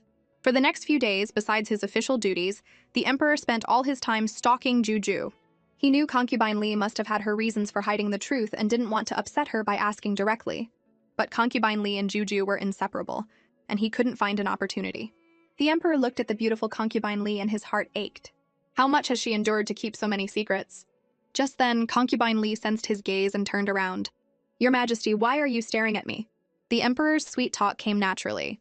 I just think you're beautiful. Juju was happy to see her parents getting along so well. After all, only when her mother was happy could she hope to live as a girl again. Just as she was thinking this, the 13th prince accidentally bumped into her. Juju fell to the ground with a yelp of pain. The emperor and concubine Li turned around nervously and saw Juju sitting on the grass with the 13th prince apologizing profusely. Jojo was very forgiving and immediately told her brother, It's not your fault. I didn't get out of the way. Concubine Li rushed to help her up, asking if she was hurt. Juju smiled and said she was fine, just that her clothes were dirty. Hearing this, the emperor had an idea. He walked over and scooped Juju up. Perfect. Juju can take a bath with Daddy. Concubine Li immediately panicked and tried to convince the emperor to let the nannies handle it. Jojo quickly agreed. Yes, let the nannies take me. The more they resisted, the more suspicious the emperor became. Since a direct approach wasn't working, he decided to try a different tactic, and gave up on the idea of bathing with Juju. Concubine Li and Juju secretly breathed a sigh of relief. Half an hour later, a nanny brought the clean Juju back to her bedroom and turned to leave. But before she could take a few steps, the emperor's stern voice stopped her. Halt! The nanny quickly knelt. The emperor got straight to the point. Did you see clearly? Is Juju a boy or a girl? Just as the emperor confirmed with the nanny that Juju was indeed a little princess. A silly grin still on his face. He sensed a shadow flicker behind him. He spun around and snapped, Who's there? Father, forgive me. The first prince dropped to his knees, his forehead beaded with sweat. I was just so worried about Juju that I climbed the wall to see her. The emperor frowned, scolding him for his recklessness. But then he realized his conversation had probably been overheard. Seeing his father's dark expression, the first prince quickly cupped his hands and said, Congratulations, father, on gaining such a precious pearl. The flattery worked perfectly, and the emperor's mood lightened. The real hero, of course, was concubine Li. But the first prince's words made the emperor's heart sink. Concubine Li knew all along. Why did she hide it? He wanted to go and ask her immediately. The first prince also wanted to use the opportunity to see Juju, but the emperor heartlessly kicked him out of the Li residence. The first prince had no choice but to leave. A moment later, the emperor arrived at Juju and concubine Li's quarters. Just as he reached the door, he heard a conversation from inside that made him pause. Little Juju's sweet voice said, The nanny who bathed me was from the palace. Concubine Li was terrified. The harem is a dangerous place. If everyone finds out you're a princess, you'll be in danger. Jojo smiled reassuringly. Don't worry, mother. I sent the nanny away when I was changing. She didn't see anything. Hearing this, a huge weight was lifted from concubine Li's shoulders. The emperor, now knowing the truth, was filled with guilt, but also gratitude. Concubine Li's secrecy had saved Juju's life, so he decided to play along and pretend he didn't know. The emperor composed himself and called out, "Liao, I'm back." The door opened, and Concubine Li, looking a little pale, tried to act calm. "When did you arrive, Your Majesty?" "Just now. I'd like to sleep with you and our son tonight." Hearing this, Concubine Li finally relaxed and let him in. Jojo heard the noise and peeked out from behind the curtain. "I'm here!" The emperor went over and hugged his adorable Juju, unable to resist giving her a big smooch on her chubby little cheek. But Juju looked disgusted. "Is my deadbeat dad drunk or something?" But the emperor was completely serious. "I have something to say. Since Juju likes them so much, you can go back to wearing dresses from now on." Juju's eyes lit up. "You can't take it back, Daddy!" As night fell, the three of them slept in the same bed. Jojo was growing to love these days of being cherished by her parents and hoped every day could be this happy. But later that night, she regretted it. My tyrant dad's happy dream laughter is way too loud. Before the sun was even fully up, Juju was woken by shouting. Fu An rushed in to report, "Your Majesty, this is bad." The emperor, not wanting to disturb the sleeping Juju, signaled for Fu An to speak outside. But Juju's curiosity got the better of her, and she quietly followed them, hiding nearby to listen in. Fu An explained that a large number of refugees had entered the city, and they urgently needed more manpower to ensure the safety of the citizens. The emperor, worried that a forceful response would be seen as tyranny, hesitated to deploy troops and considered temporarily housing the refugees within the city. Hearing this, Jujo knew this was a terrible idea. She rushed out and shouted, "No!" Only after the word was out did she remember she was eavesdropping. To her surprise, her tyrant dad didn't scold her, but praised her for being so concerned about the people at such a young age. He immediately picked up his adorable Juju and asked her gently why she didn't want the refugees in the city. Jojo was at a loss for words. These refugees are from the southern kingdom, and they're all infected with the plague. She racked her brain but couldn't figure out how to explain. Little did she know, her tyrant dad had already heard her inner thoughts and was very pleased. "Good thing I have my little lucky star, Juju." The emperor decided to settle the refugees in a shelter outside the city first. Juju then added a small suggestion. "When you're settling the refugees, have the guards wear face coverings." The emperor nodded, his eyes filled with admiration. "You're right, that's my Juju, so considerate of her people." He then immediately ordered her instructions to be carried out. Soon the emperor's decree reached the city gates, and the guards began to settle the refugees in an orderly manner. Just then, Duke Duan and his daughter's carriage happened to be stopped at the gate, and they overheard the decree. An idea sparked in Feng Haiwei's mind. If she could use this opportunity to help the emperor, she might be able to win back his favor. Duke Duan thought it was a brilliant idea. Meanwhile, Juju reluctantly got into the carriage to return to the palace. The emperor noticed her reluctance and gently promised to bring her back for a visit when he had the chance. As they were talking, a guard suddenly reported that Duke Duan was requesting an audience. The emperor, annoyed, lifted the carriage curtain and saw the duke kneeling on the ground with a group of raggedly dressed people. The emperor got out of the carriage and asked, "Duke Duan, what is it you want?" The duke had a triumphant smile on his face as he said, "Your subject has already found a place for these refugees to live and has brought them here to see you." After hearing the duke's words, the emperor froze for a split second, then completely exploded. "Do you have any idea that these refugees are infected with the plague?" Jojo looked at the chaotic scene before her, her mind racing desperately to find a way to resolve this crisis. The tyrant emperor was furious. He immediately issued a decree to quarantine the refugees outside the city and dispatch the best physicians from the imperial hospital. He then personally escorted Juju and her mother back to the palace, not wanting them to be exposed to even a hint of the plague. But Juju said she had somewhere else to be. Concubine Li was frantic, repeatedly urging her to return to the safety of the palace first.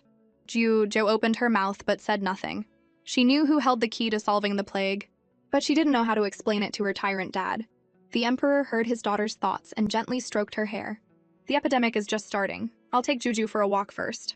Hearing this, Juju cheered up, saying she wanted to go to Green Willow Alley to try the sweetest candied hawthorns, but her eyes held a mischievous glint.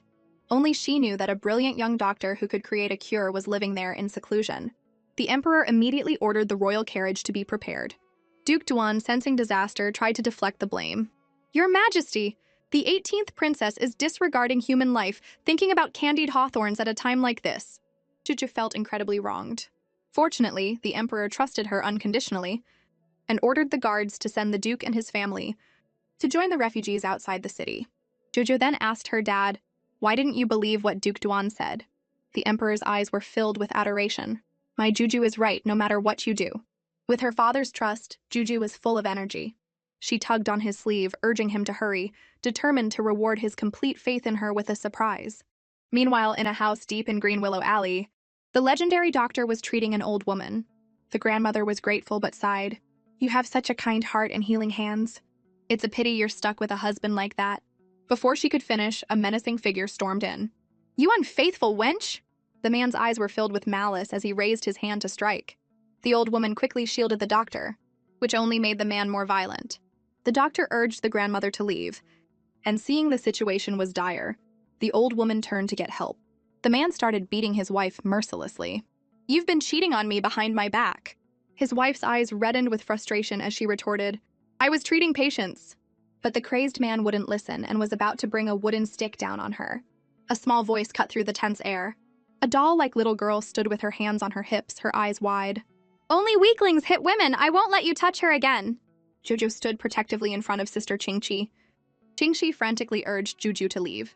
But Juju just said fiercely, "Don't be afraid, sister. I'm here to save you." The abuser was shameless enough to even hit a child. Just as his hand was about to fall, the Tyrant Emperor appeared, grabbing his wrist and throwing him 20 feet away. "Piece of trash like you dares to touch my daughter?" Hearing this, the abuser scoffed. "And you're the Emperor? You're just a pretty boy having an affair with my wife." The Emperor was furious at being wrongly accused and quickly explained, "I have always been a man of integrity. Do not speak such nonsense." He was immediately roasted by Juju in her mind. "Daddy? Is that really the most important thing right now?" The Emperor heard her, and quickly ordered the abuser to be dragged away and dealt with. The man started panicking and was still spewing insults as he was taken away. The Emperor, not wanting Juju to hear such filth, quickly covered her ears. Juju looked confused. "Daddy, why are you covering my ears?" The Emperor coaxed her. "Shh, you're too young to hear that." Just then, Qingqi gratefully dropped to her knees to thank them, saying she would do anything to repay their kindness. Juju took the opportunity to ask her to come out of seclusion to help cure the sick. Qingqi agreed without hesitation, as it had always been her ambition. But she had one question. "How did you know I could heal people, and how did you know to come and save me?"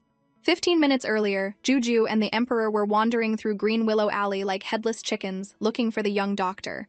Just as they were about to give up, an old woman spotted them. Seeing Juju's fine clothes, she was sure she was someone important and bravely approached them. "Your Excellency." The Emperor immediately stood protectively in front of Juju. "Who are you? What do you want?" The old woman quickly explained that Qingqi was being beaten by her husband and begged them to save her. The Emperor was focused on finding the doctor and was about to refuse, but then he heard Juju's sweet voice say, "Okay." Juju was ecstatic on the inside. Qingxi is the young doctor's name. The Emperor heard Juju's thoughts and told the old woman to lead the way. Juju explained that it was thanks to the old woman that they were able to save her. Qingxi smiled knowingly and thanked her again. But Juju sighed deeply. "It's not like that. You're alive because of yourself." She reached out her chubby little hand and held Qingxi's. "Because you always insisted on doing good. The old woman remembered your kindness and took the risk of offending a noble to ask for our help. So you were saved because you deserve to be." Qingxi was moved to tears, not expecting such wisdom from a child so young. The Emperor was filled with pride. "That's my daughter, cute and kind-hearted." Juju looked at her tyrant dad's goofy expression and grumbled to herself again, "Daddy needs to focus on what's important." The Emperor immediately turned serious. "Doctor, the plague is about to spread through the city and the situation is critical. I'll ask you one more time, are you willing to come out and develop a cure?" Qingxi readily agreed to help. But she had one more thing she needed the Emperor's help with. The Tyrant Emperor promised to see that justice was done for Qingqi. Qingqi's gaze suddenly fell to a corner. "That is my son Yunyan." A small thin boy covered in bruises cautiously approached and knelt, begging the Emperor to give him and his mother a place to stay. The Emperor looked at the boy, a flicker of surprise in his eyes. How can a living person be so silent and still? Jojo also noticed something was off and immediately knew this boy was perfect material for a secret guard. She tugged on her tyrant dad's sleeve and sweetly asked him to grant Sister Qingqi's request. Without a second thought, the Emperor issued a decree. If Qingqi could cure the plague, she would be appointed as an imperial physician and given her own residence. As for Yunyan, he could enter the palace for secret guard training. Hearing this, Qingqi's eyes filled with tears as she kowtowed in gratitude. Yunyan was grateful to Juju and vowed to train hard to protect her in the future. With the decree issued, the Emperor ordered Qingqi to leave with him immediately. Time flew by, and in the blink of an eye, several months had passed and winter had arrived.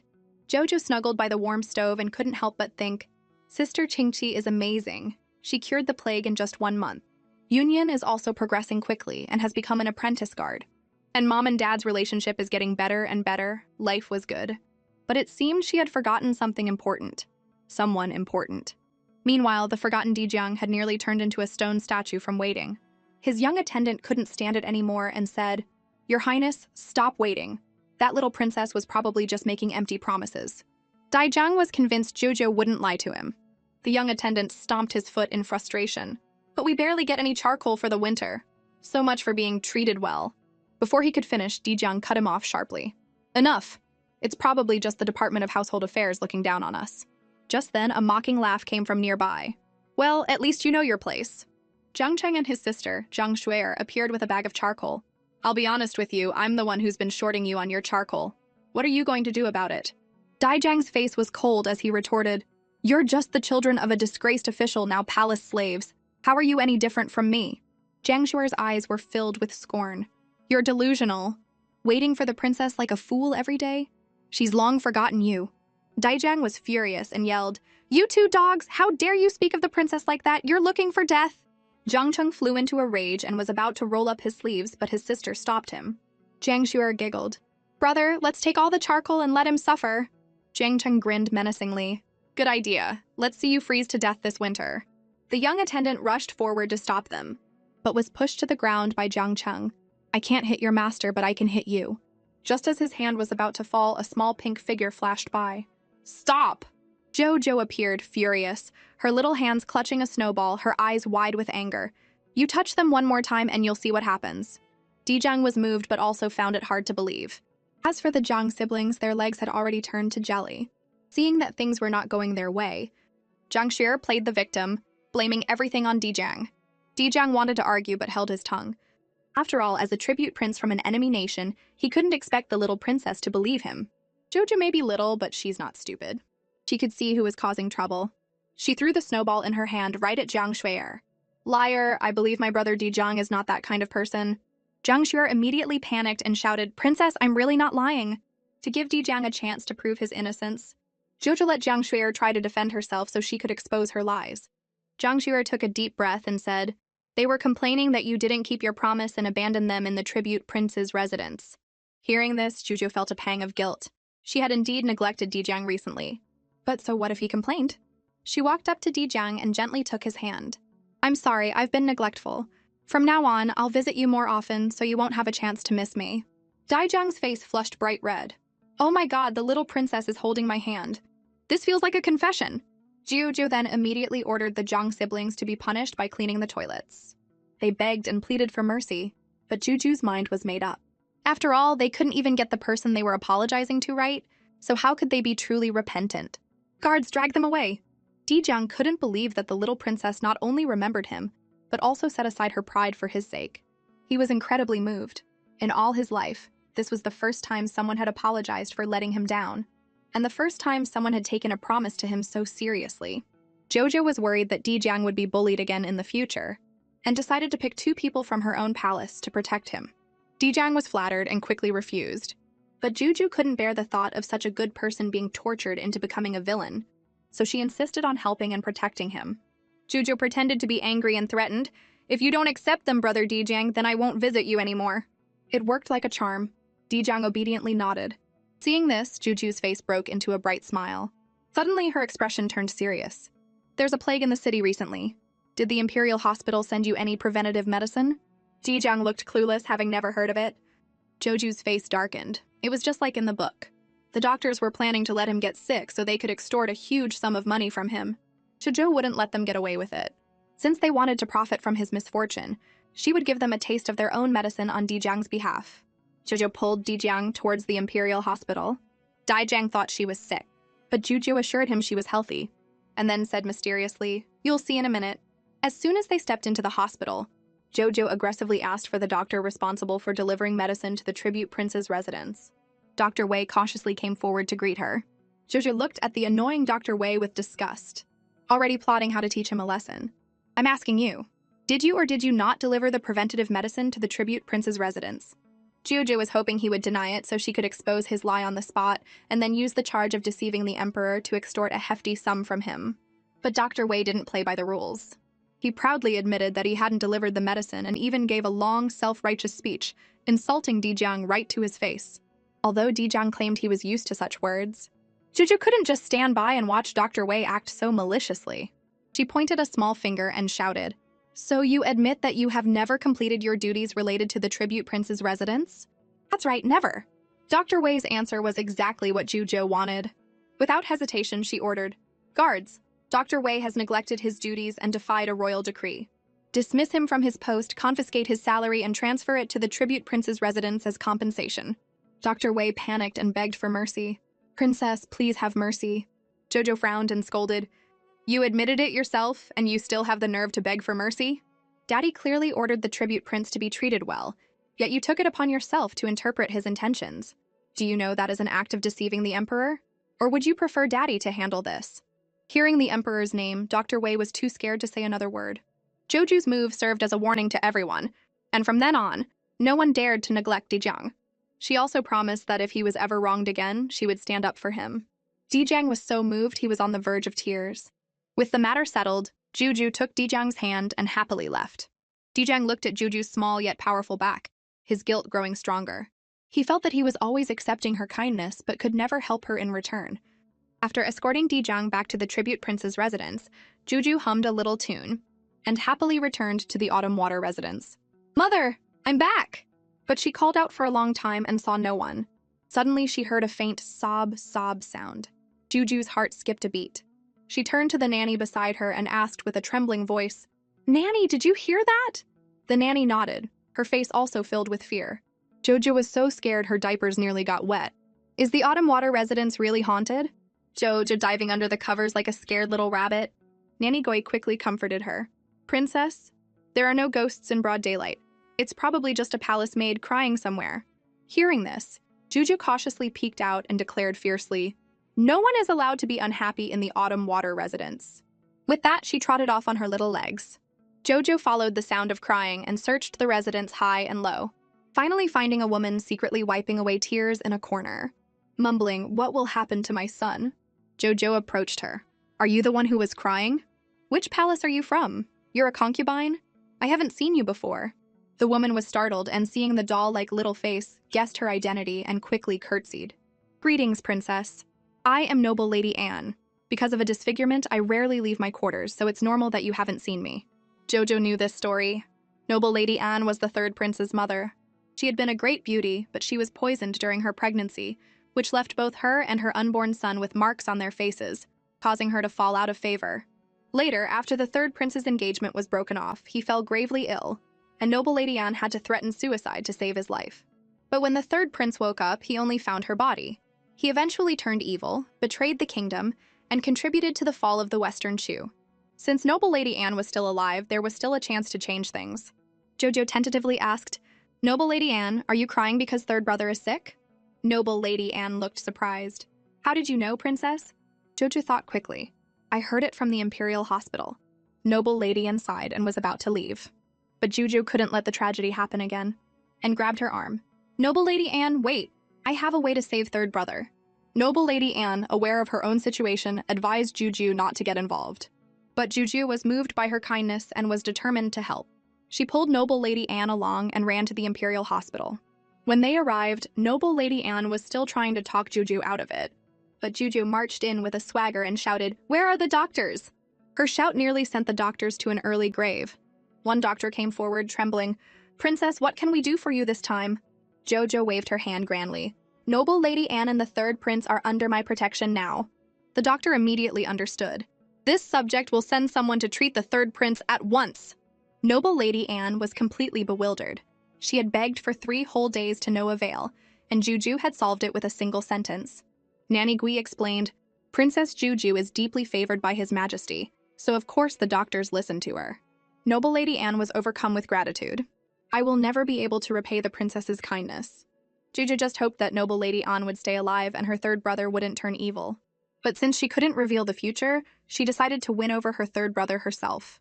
Jojo accompanied Noble Lady Anne back to her palace.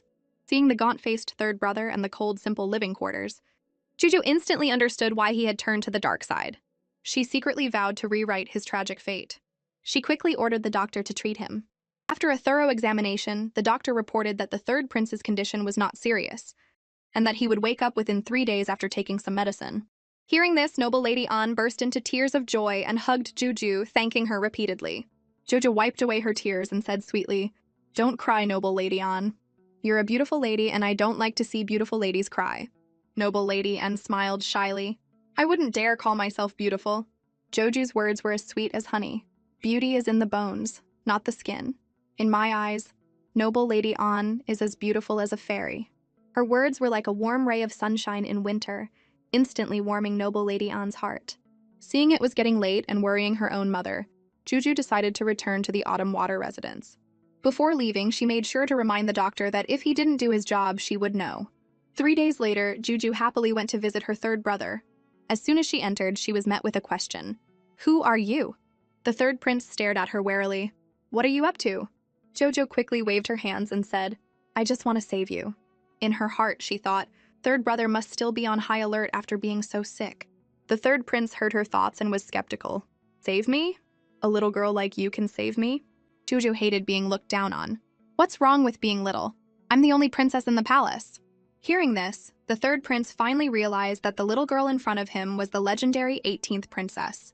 But as the saying goes, it's easy to add flowers to a brocade, but hard to offer charcoal in a snowstorm.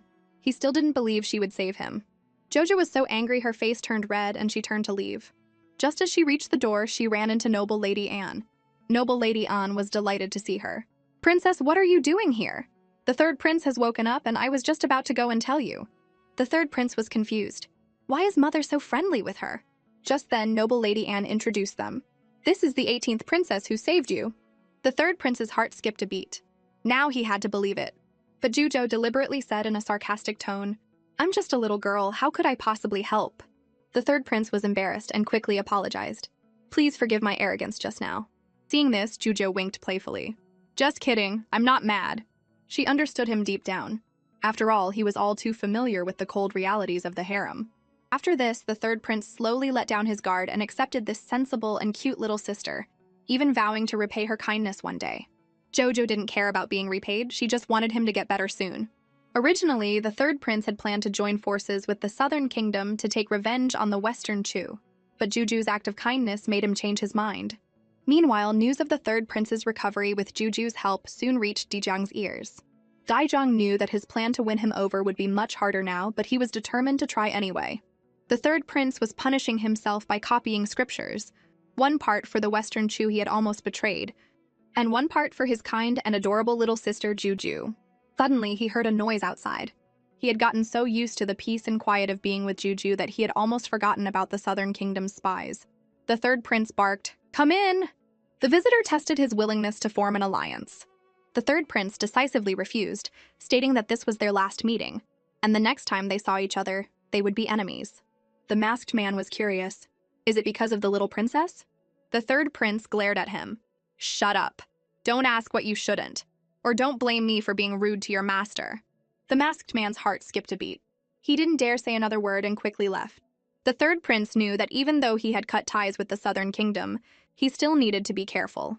For Juju's happiness, he was willing to make peace with the Western Chu. On the other side, Daijang found out that his recruitment attempt had failed and that the third prince cared deeply for Juju.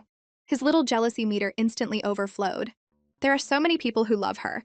What place do I even have in her heart? Just as he was worrying, Juju's sweet voice came from outside. "Brother Daijang, Juju is here to see you." Seeing the person he had been longing for, Daijang's heart bloomed with joy. "Juju, you're finally here." Jojo begged him not to be angry and explained that she hadn't visited because she was helping her third brother recover. As soon as he was better, she had come straight to him. One second, Daijang was saying he wasn't angry, and the next, he was playing the victim. "I'm just a tribute prince. It's understandable that a princess of your status wouldn't have time for me. It's just that the days you weren't here felt like years." Jojo could tell he was jealous. She quickly took his hand and comforted him in her sweet voice. "I promise you, Brother Daijang, from now on, I'll have a nanny let you know in advance when I can come. So your waiting won't be so hard." Daijang was instantly appeased. "Thank you for your understanding, princess." Jojo then said, "I came today to tell you that I probably won't have time to visit you before the new year." After saying this, she lowered her head guiltily. She had just promised to visit more often, and now she was breaking her promise again. Daijang saw her dilemma and smiled understandingly, promising to wait for her. Juju was relieved that he wasn't angry and promised to visit him as soon as the New Year celebrations were over, then hurried off. Watching her leave, Daijang's smile faded, and a bold idea formed in his mind. He wanted to keep Juju by his side forever. In the blink of an eye, the New Year arrived. For the first time, Daijang felt how lonely the festival could be. He poured his longing for Juju into his flute music. Suddenly, another flute melody interrupted him. "Who's there?" Daijang looked around warily and saw Feng Kaiwei had appeared out of nowhere. A meaningful smile played on her lips. "Don't be nervous, I'm not here to hurt you." But in her heart, she thought, so he's the male lead from the book. Interesting. Feng Kaiwei thought that being reborn as the pampered female lead in a group favorite novel meant she could just coast to victory. She never expected to end up as the daughter of a disgraced duke. To reclaim her protagonist halo and secure her future wealth, she risked sneaking into the tribute prince's residence, planning to use her beauty and wit to win over the original novel's male lead, Daijang. Unfortunately, her plan backfired. Daijang was extremely cautious and his heart had room for only one person, Juju. Feng Kaiwei shamelessly invited Daijang to play a duet with her, and when he refused, she didn't give up, resorting to manipulative tactics. "Little brother, don't send me away, you'll hurt my feelings." Daijang was annoyed. He pushed her hand away and stared at her, thinking, did one of my siblings from the Southern Kingdom send this woman? His stare made Feng Kaiwei's hair stand on end, and she instinctively took a step back. Before she could speak again, a bright dagger was at her throat. Daijang's eyes were filled with killing intent as he asked coldly, "Who sent you?" Feng Kaiwei was so scared she could barely speak. "No one sent me." "Then get out, or don't blame me for what happens next." The moment he finished speaking, Feng Kaiwei turned and ran. Daijang felt something was off and told his attendant to find out if Feng Kaiwei was an assassin sent by one of his brothers. This whole incident only made him appreciate Juju more. He couldn't help but think, I wonder what she's doing right now. While Daijang was thinking about Juju, Juju was also trying to figure out how to sneak out and find him. But just as she was about to make a move, her tyrant dad caught her and picked her up. "It's New Year's Eve. Where do you think you're going?" Juju was worried about her brother Daijang spending the New Year alone and wanted to keep him company. Concubine Lee heard her thoughts and felt a little disappointed. "It's a day for family reunion. Doesn't Juju want to spend it with us?" Juju felt a pang of guilt and decided to stay with her parents for the night. But then the tyrant emperor started causing trouble again. "Who do you want to be with tonight, Juju, daddy or mommy?"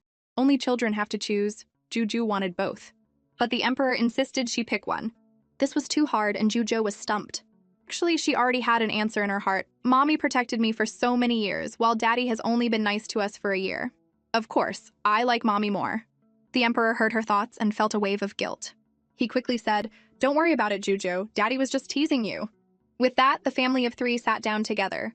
Juju looked at the delicious food on the table, her mouth watering. The emperor watched her gobble down her food, his heart filled with contentment. But there was still one thing on his mind. When would Concubine Lee finally let go of her worries and tell him that Juju was a princess? Thinking of this, the emperor stood up. "Everyone, today is New Year's Eve, a very important day. I have an important announcement to make. The 18th princess is no longer a child. She was born in the cold palace, and I have always felt I've wronged her. Today I have a gift for her." Concubine Lee smiled and nudged Juju forward to thank the emperor. Jojo was full of anticipation. What kind of gift is daddy going to give me? The emperor personally took up a brush and began to write on a piece of paper. When he was finished, he announced loudly, "The gift I have prepared is to give you a name and a title. From this day forward, the 18th princess's name shall be Feng Jinyu, and her title shall be Yongle." Hearing this, Juju was overjoyed and quickly thanked her father. But Concubine Lee's brow furrowed slightly, as if the name held some hidden meaning. A moment later, Juju bounced over to her like a happy little deer, eager to share her joy. Concubine Lee sighed softly. "Feng Jinyue is a good name. When the swallows return, the moon fills the western tower." Jojo was completely confused. "What does that mean?" The emperor explained. "It means that my beloved daughter has come to my side like a returning swallow, and my life is now complete." His words not only deeply touched Juju but also moved himself. He quickly asked Juju for her reaction. Juju just winked playfully. "Let me think about it." However, the others at the banquet were having a bit of an existential crisis. Is His Majesty really treating a prince as a princess? Has he taken this act too far? The 13th prince, who knew Juju was a girl, couldn't hide his smugness, his smile almost reaching the ceiling. The crown prince, seeing his cheap-looking expression, couldn't help but ask, "13th brother, you seem very pleased with yourself." The 13th prince gave a guilty smile and tried to explain, "Juju is my little sister. I'm just happy for her. Just then, an annoying voice broke the pleasant atmosphere. Brother, it's been a while. The second prince walked towards them. The crown prince's face was filled with disgust. This guy is so persistent. The second prince had a fake smile on his face as he asked to join the crown prince for a drink. But the crown prince rejected him without a second thought. The sudden refusal made the second prince's smile freeze. He knew that if this continued, his carefully laid plans would be ruined. So he turned his attention to the naive 13th prince. Jojo saw her 13th brother happily chatting with the second prince, and grew worried, afraid her innocent brother would be tricked. She rushed over and stopped him from drinking the wine. The second prince is a fake prince and a major villain. Getting close to him will only lead to trouble. Hearing Juju's thoughts, the 13th prince's heart skipped a beat. He quickly put down the cup and breathed a sigh of relief. Good thing Jojo warned me, otherwise I would have been framed and thrown back in jail. The second prince, having been rejected twice, was furious. He thought to himself, "You look down on me now, but one day you'll be begging to get close to me." He quickly walked up to the emperor. "Father, I have a request." The emperor looked at him scrutinizingly. "What is it?" The second prince looked serious as he reported. "The Chaoshu village area has been hit by a severe snowstorm, and there aren't enough people for disaster relief. I request that you assign a few of my brothers to assist me." Hearing this, the 13th prince was intrigued, thinking it was a good opportunity to earn some merit. But Juju's thoughts served as a warning bell, telling him there was a trap. Juju was frantic and decided she had to stop the second prince's scheme. The naive 13th prince almost fell into the trap set by the second prince, but luckily Juju intervened in time. Her tyrant dad was confused and asked for a reason. Jojo was at a loss for words, but in her heart she was thinking, putting aside the second prince's ill intentions, the snowstorm in the coming year will cause countless casualties. I don't want my own brother to walk into danger. But she couldn't say any of this out loud. The second prince, seeing this, was secretly pleased, and tried to persuade the 13th prince, 13th brother, if you help, you can save the people from this disaster. But the 13th prince refused flatly. Seeing his plan fall apart, the second prince was furious. Are you refusing because the little princess is against it? Hearing this, the emperor flew into a rage. The 13th prince doesn't want to go, so he's not going. Why are you shouting? The second prince immediately panicked and quickly apologized. Before he could finish, Juju raised her hand and interrupted. A little snowstorm is too serious. Evacuation is better than disaster relief. The emperor unconditionally believed that Juju's words were a sign from the heavens and decisively ordered the people of Chaoshu village to be evacuated within 3 days. The stunned second prince was stunned again, but still didn't give up. Father, evacuation is too costly. The emperor frowned and waved his hand. I have acknowledged the will of heaven and issued a decree. Are you defying my order? Hearing this, the crown prince and the 13th prince were speechless. The will of heaven? Clearly, father just heard Juju's thoughts. Now, the second prince held a grudge against Juju and decided to go to the disaster site himself, planning to come back and prove her wrong. Jojo sighed helplessly. If you don't believe me, there's nothing I can do. I've warned you, if you get into trouble, don't blame me. With that little episode over, the New Year's Eve banquet performances were about to begin. Jojo happily ran to her parents' side. As the banquet was drawing to a close, she took advantage of her father being slightly tipsy and her mother being busy to sneak out. She was still worried about her brother Di-jung and managed to slip past the guards to get to the tribute prince's residence. As she happily stepped through the gate, she saw a sneaky figure flash by. Did someone else come to see Brother Di-jung? Just then, she saw a small figure sitting in the cold courtyard. Brother Di-jung! Jojo called out in her sweet voice. Di-jung spun around and, seeing the doll-like little girl, was first stunned, then excitedly got up to greet her. Juju, you came to see me? Is this a dream? Of course not. I came especially to see you. Juju's face was beaming with happiness. Look, I brought you some delicious food. She was then pulled inside by Di-jung. Suddenly, Juju stopped and said seriously, Brother Di-jung, I have something to ask you. Di-jung swore a solemn oath that he would never hide anything from her. Only then did Juju slowly ask, I saw a girl at the gate when I came just now. Did someone else come to see you? Di-jung was suddenly flustered, terrified that Juju would misunderstand. To protect Juju, Di-jung told a white lie, saying that the person was just a servant who had come to bother him as usual, and that he was used to it. Hearing this, Juju huffed, How can you get used to that? She was determined not to let her brother Di-jung suffer such humiliation again, and promised to have her father reiterate his orders when she got back. Di-jung looked at the indignant Juju, his heart filled with gratitude. Not wanting to dwell on unpleasant things, Jojo quickly took out a food container. Brother Di-jung, I brought you some dumplings, but I don't know what kind of filling you like. Di-jung's eyes were filled with joy. He said he liked anything she brought and picked up a dumpling to put in her bowl. Jojo said she had already eaten and urged him to try them. Then she asked curiously what people in the Southern Kingdom ate for the new year. Dijang smiled and replied, "Besides dumplings, we also have peach blossom crisps." Hearing this, Juju's face lit up. "That sounds delicious. I wish I could try some." Seeing this, Dijang immediately ordered his attendant, Chuyang, to bring the remaining peach blossom crisps. Chuyang agreed on the surface but was secretly distressed. They had already run out of the ingredients, and in this rundown residence, their only comfort was gone. When Juju saw the peach blossom crisps, her eyes instantly lit up. She eagerly grabbed a piece and popped it in her mouth, then cheered, "This is so delicious." Seeing Jojo so happy made Dijang happy too.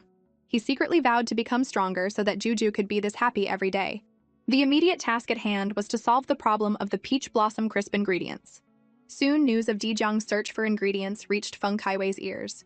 She was secretly pleased, hoping to use this opportunity to win Dijang's heart. The old butler warned her that the estate was in financial trouble and they needed to be careful with their spending. But Feng Kaiwei was determined and ordered the butler to get the ingredients immediately, fantasizing that Dijang would let down his guard once he had them, and then she wouldn't have to worry about any accusations. Thinking of this, she couldn't help but laugh like a pig. The old butler, seeing this, seriously questioned her sanity, and was already thinking about finding a new job. A few days later, Chuyang found out Feng Kaiwei's identity and informed Dijang.